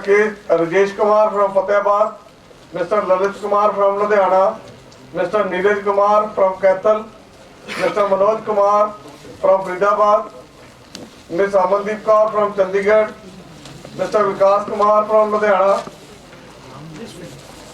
Mr. Dharamveer, Mr. Kuldeep Kumar from Mahindragarh, Mr. Mahavir from Jamnanagar, Mr. Yogendra Singh from Bhiwani, Mr. Dinesh Kumar from Fazilka, Mr. Sandeep Kumar from Rohtak, Mr. Vikas Bakkal from Panipat, Ms. Vibha Rani from Faridabad,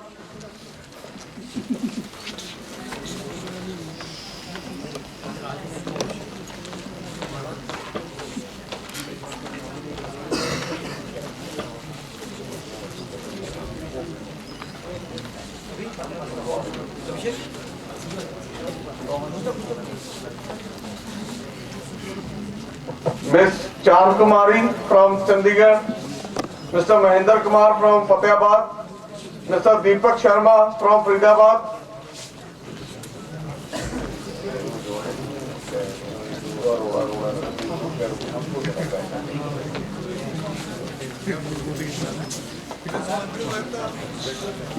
Ms. Manju Mehta from Faridabad, Ms. Meena Kumari from Rewari, Mr. Nandaram from Chandigarh, Mr. Ashwini Kumar Singh from Narnaul, Mr. Harnan Singh from Panipat, Ms. Kamal Rani from Panipat, Ms. Meenu Yadav from Bhiwani, Jitinder Kumar from Gurgaon,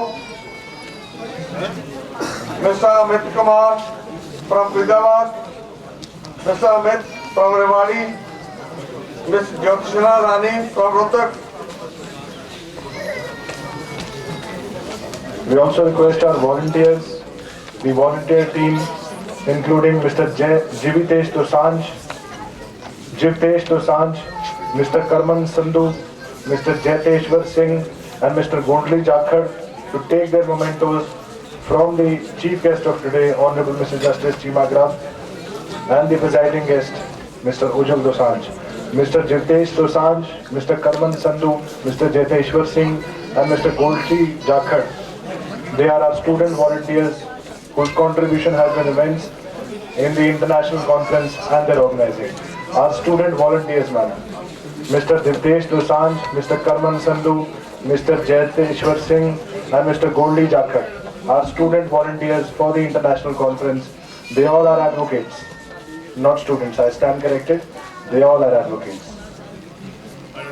Mr. Gondli Jakhad, Mr. Jaiteshwar Singh,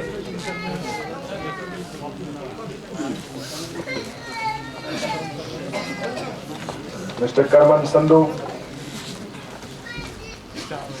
Jivitesh Dosanjh. Now Mr. Karman Sandhu. Thank you guys for your support.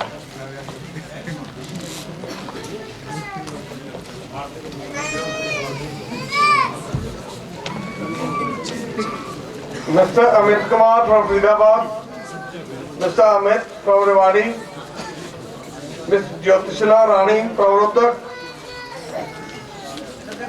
Mr. Supreet Singh from Karnal, Mr. Karan Kumar Patia from Shahadpur, Mr. Mandeep from Chajjar, Mr. Ravinder Kumar from Kaithal, Mr. Laganpreet Singh from Giddradwa, Mr. Vishal Kumar from Chakki Dadri, Mr. Raju from Nuh, Mr. Deepak Huda from Rohtak, Mr. Lakshman Sharma from Karnal, Mr. Harveer Singh from Narnaul, Mr. Rajiv Kumar from Mansa, Ms. Shiksha Charak from Chandigarh,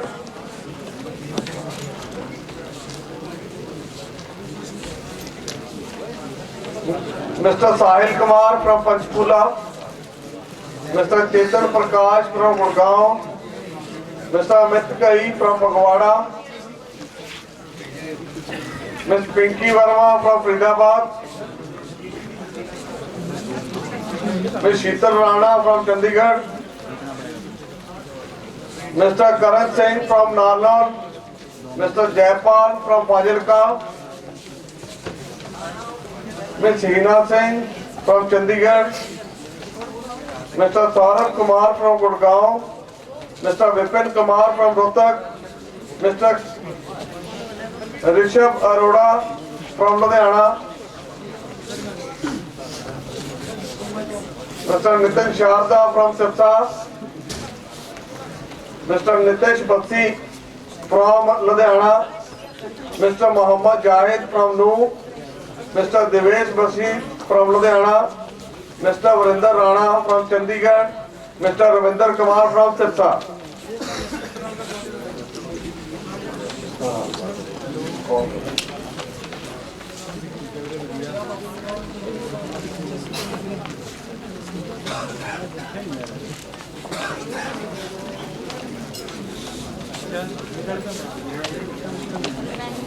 Miss Monica from Gurgaon, Mr. Rahul Kumar from Bhiwani,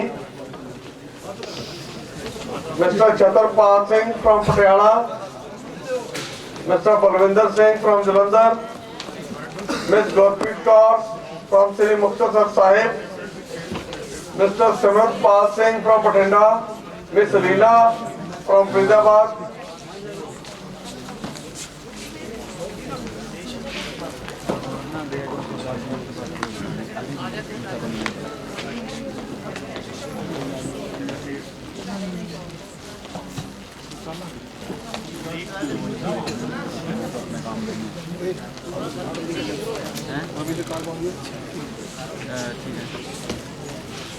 चल रहा ना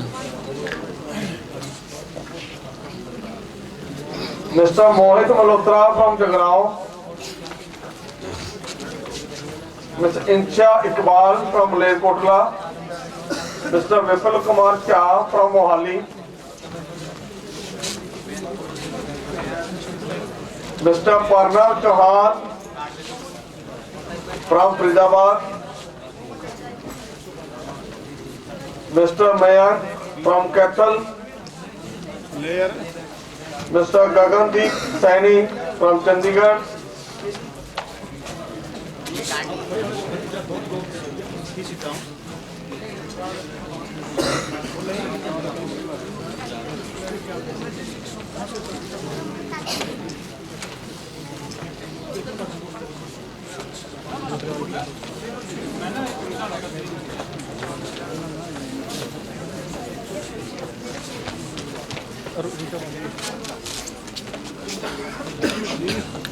मिल गया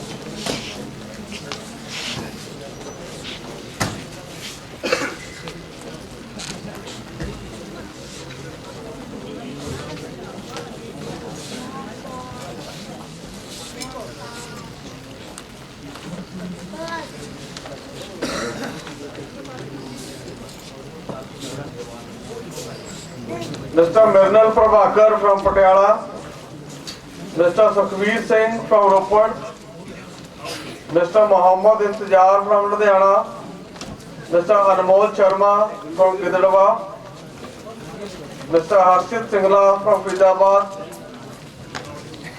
Mr. Gaurav Kansal from Sangrur,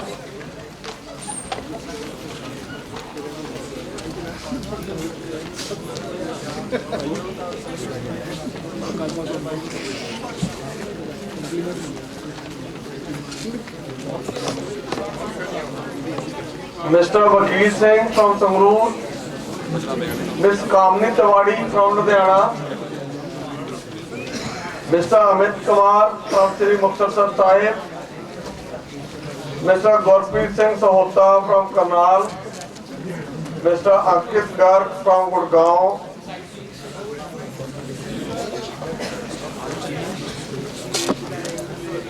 Ms. Marvi Devi from Moga, अपना envelope लिया इनमें photo number लिख दो Mr. Sanjay Rawat from Faridabad, amount आपको कितना खर्च किया आपका है ना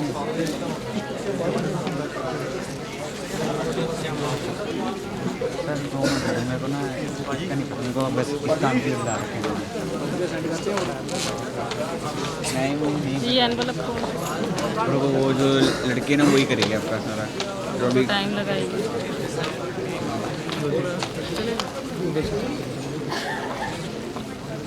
वो नहीं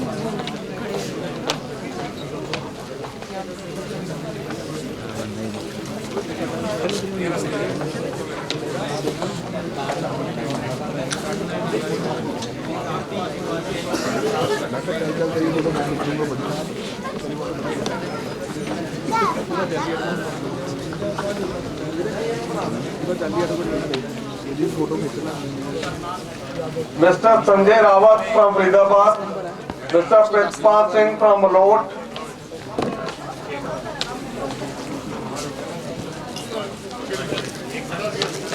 Mr. Saurabh Bansal from Turi, District Sangrur, Ms. Jaspreet Kaur from Ludhiana, Mr. Vivek Bansal from Sangrur, Ms. Preeti from Mahindragarh,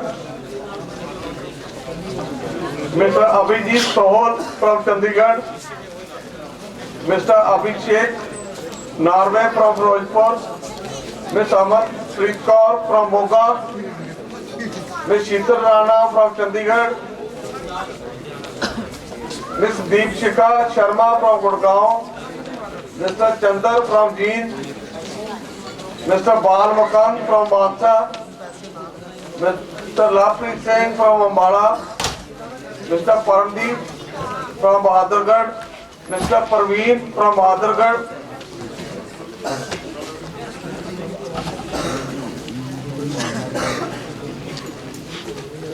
जल्दी भेजो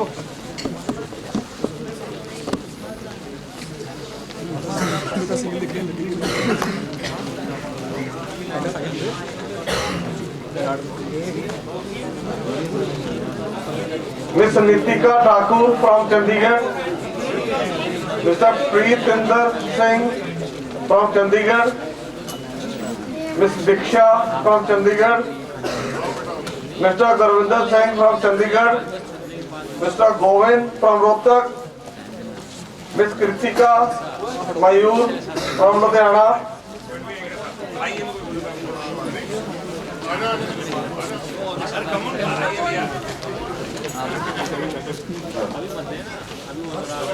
Miss Bhavya Pasi from Moga, Miss Inderpreet Kaur Mahindra from Chandigarh, Mr. Viral from Panipat, Miss Pushpa Devi from Hisar, Mr. Rahul Bhawan from Faridabad,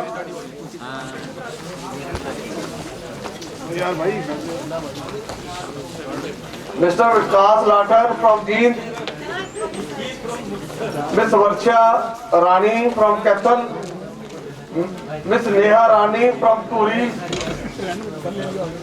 Miss Harpreet Kaur from Patiala, Mr. Akash Verma from Rohtak, Mr. Kartik Yadav from Mahindragarh, Mr. Rishabh Sharma from Chandigarh, Miss Rajneesh Kaur from Mansa,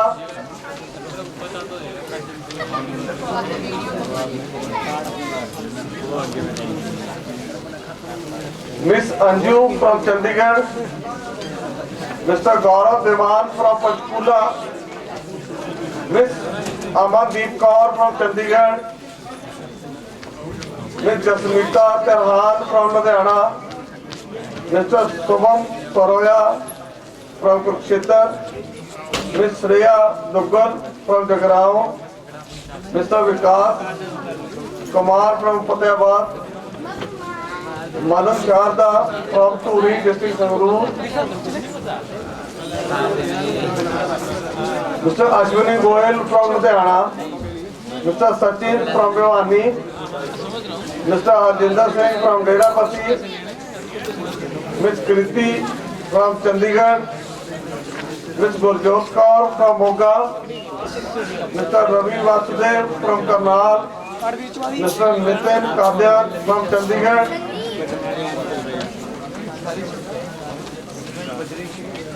Ms. Pooja Raj from Chandigarh, Mr. Arun Kumar from Ambala, Ms. Poonam from Hisar, Mr. Jasdeep Singh from Amritsar, Ms. Manpreet Kaur from Patiala, Mr. Varun Sehal from Moga,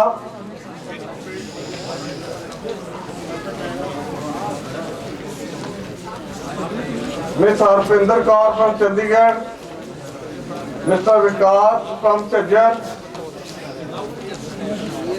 Ms. Harishita from Faridabad,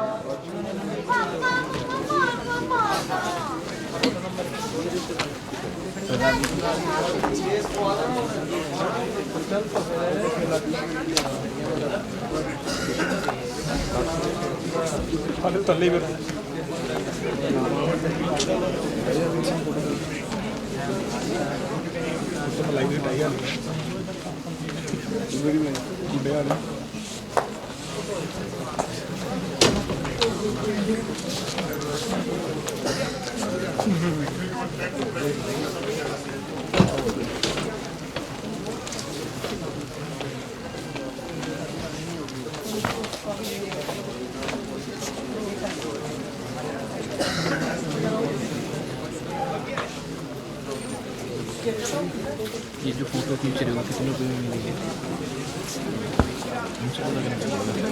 और एक कागज कहाँ देके जाना पड़ेगा? आप अपना contact number वो चलाओ ना यार,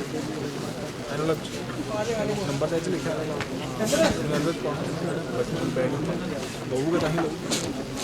आपका लाइसेंस हो गया, उसको कार्ड मिलेगा, उसका फोटो नंबर है वही देना, जो उसको कार्ड मिलेगा उस पर फोटो नंबर है, वो मिल चुका है वो जगह। अच्छा वो जाते हुए दे रहे हैं।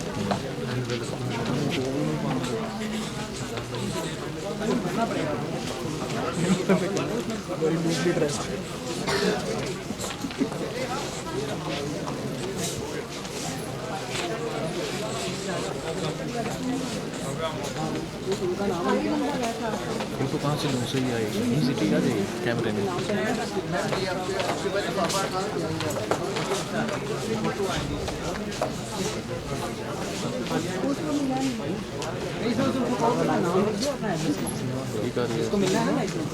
थोड़े आगे जाओ,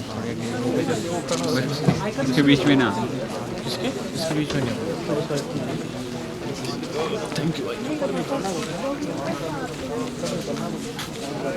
आपको बस ये लिफाफा चाहिए, वो दे दो।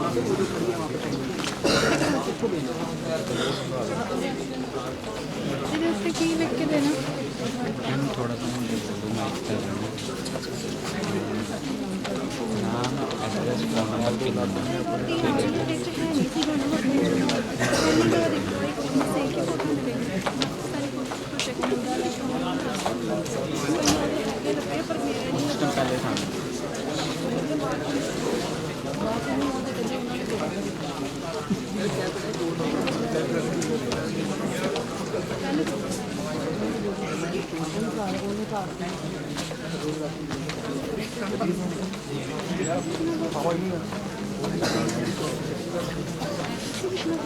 फोन नंबर, पिन नंबर,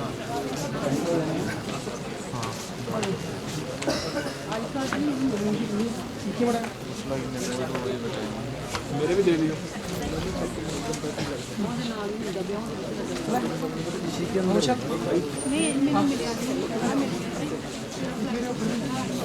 अंदर जाना पड़ेगा।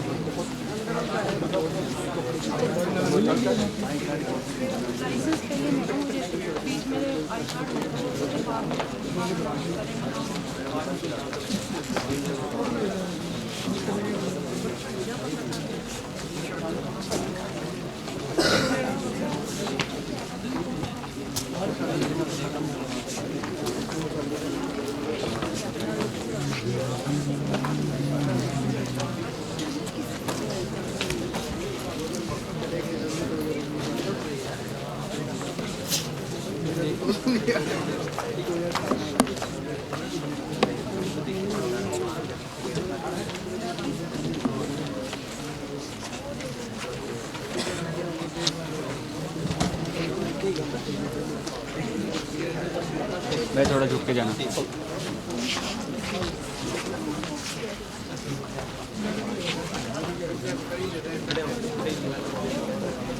Mr. Shubham Ahuja from Karnal.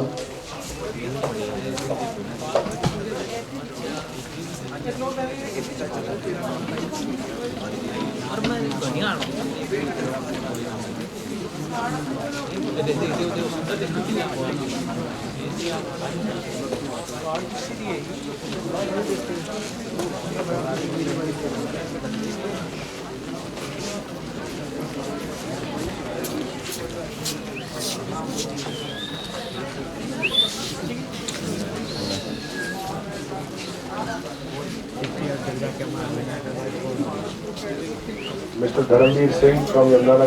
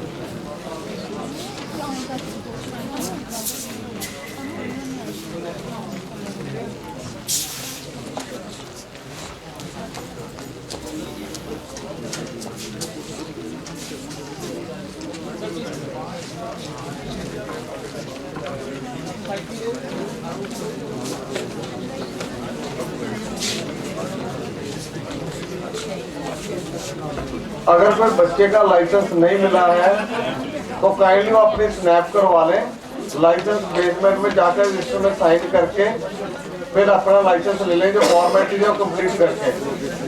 अगर किसी का भी लाइसेंस आज नहीं मिला तो बच्चा आया हुआ है तो उन्होंने भी अपना आगे से स्नैप करा लें, तो थले बेसमेंट जाके फॉर्मेलिटी कंप्लीट करके अपना लाइसेंस ले लेंगे।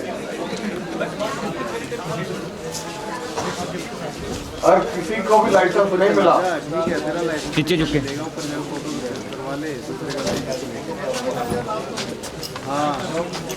मैम, नीचे झुके के जा रहे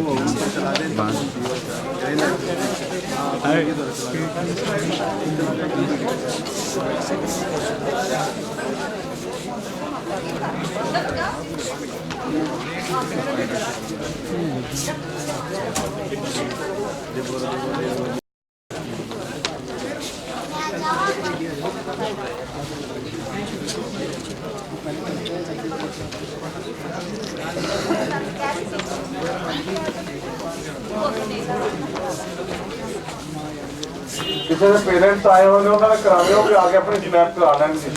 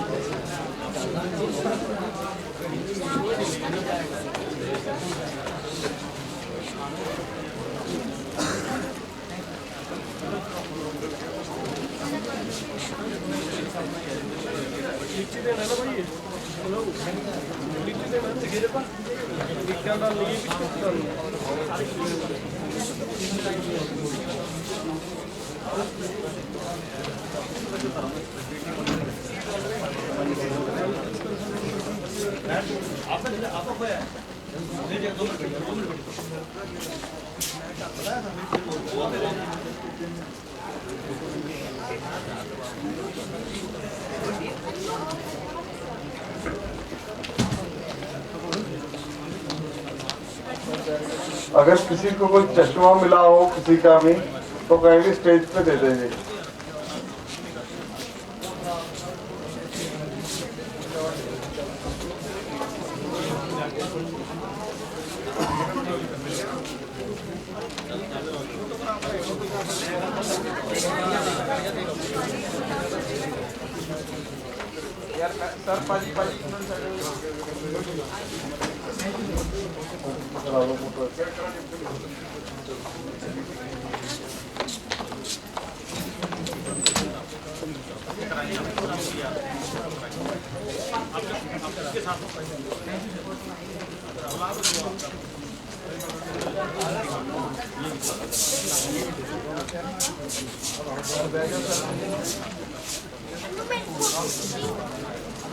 सर एक गाउन ना काइंडली अपना बाहर दे दो सारे ना जितने भी गाउन में।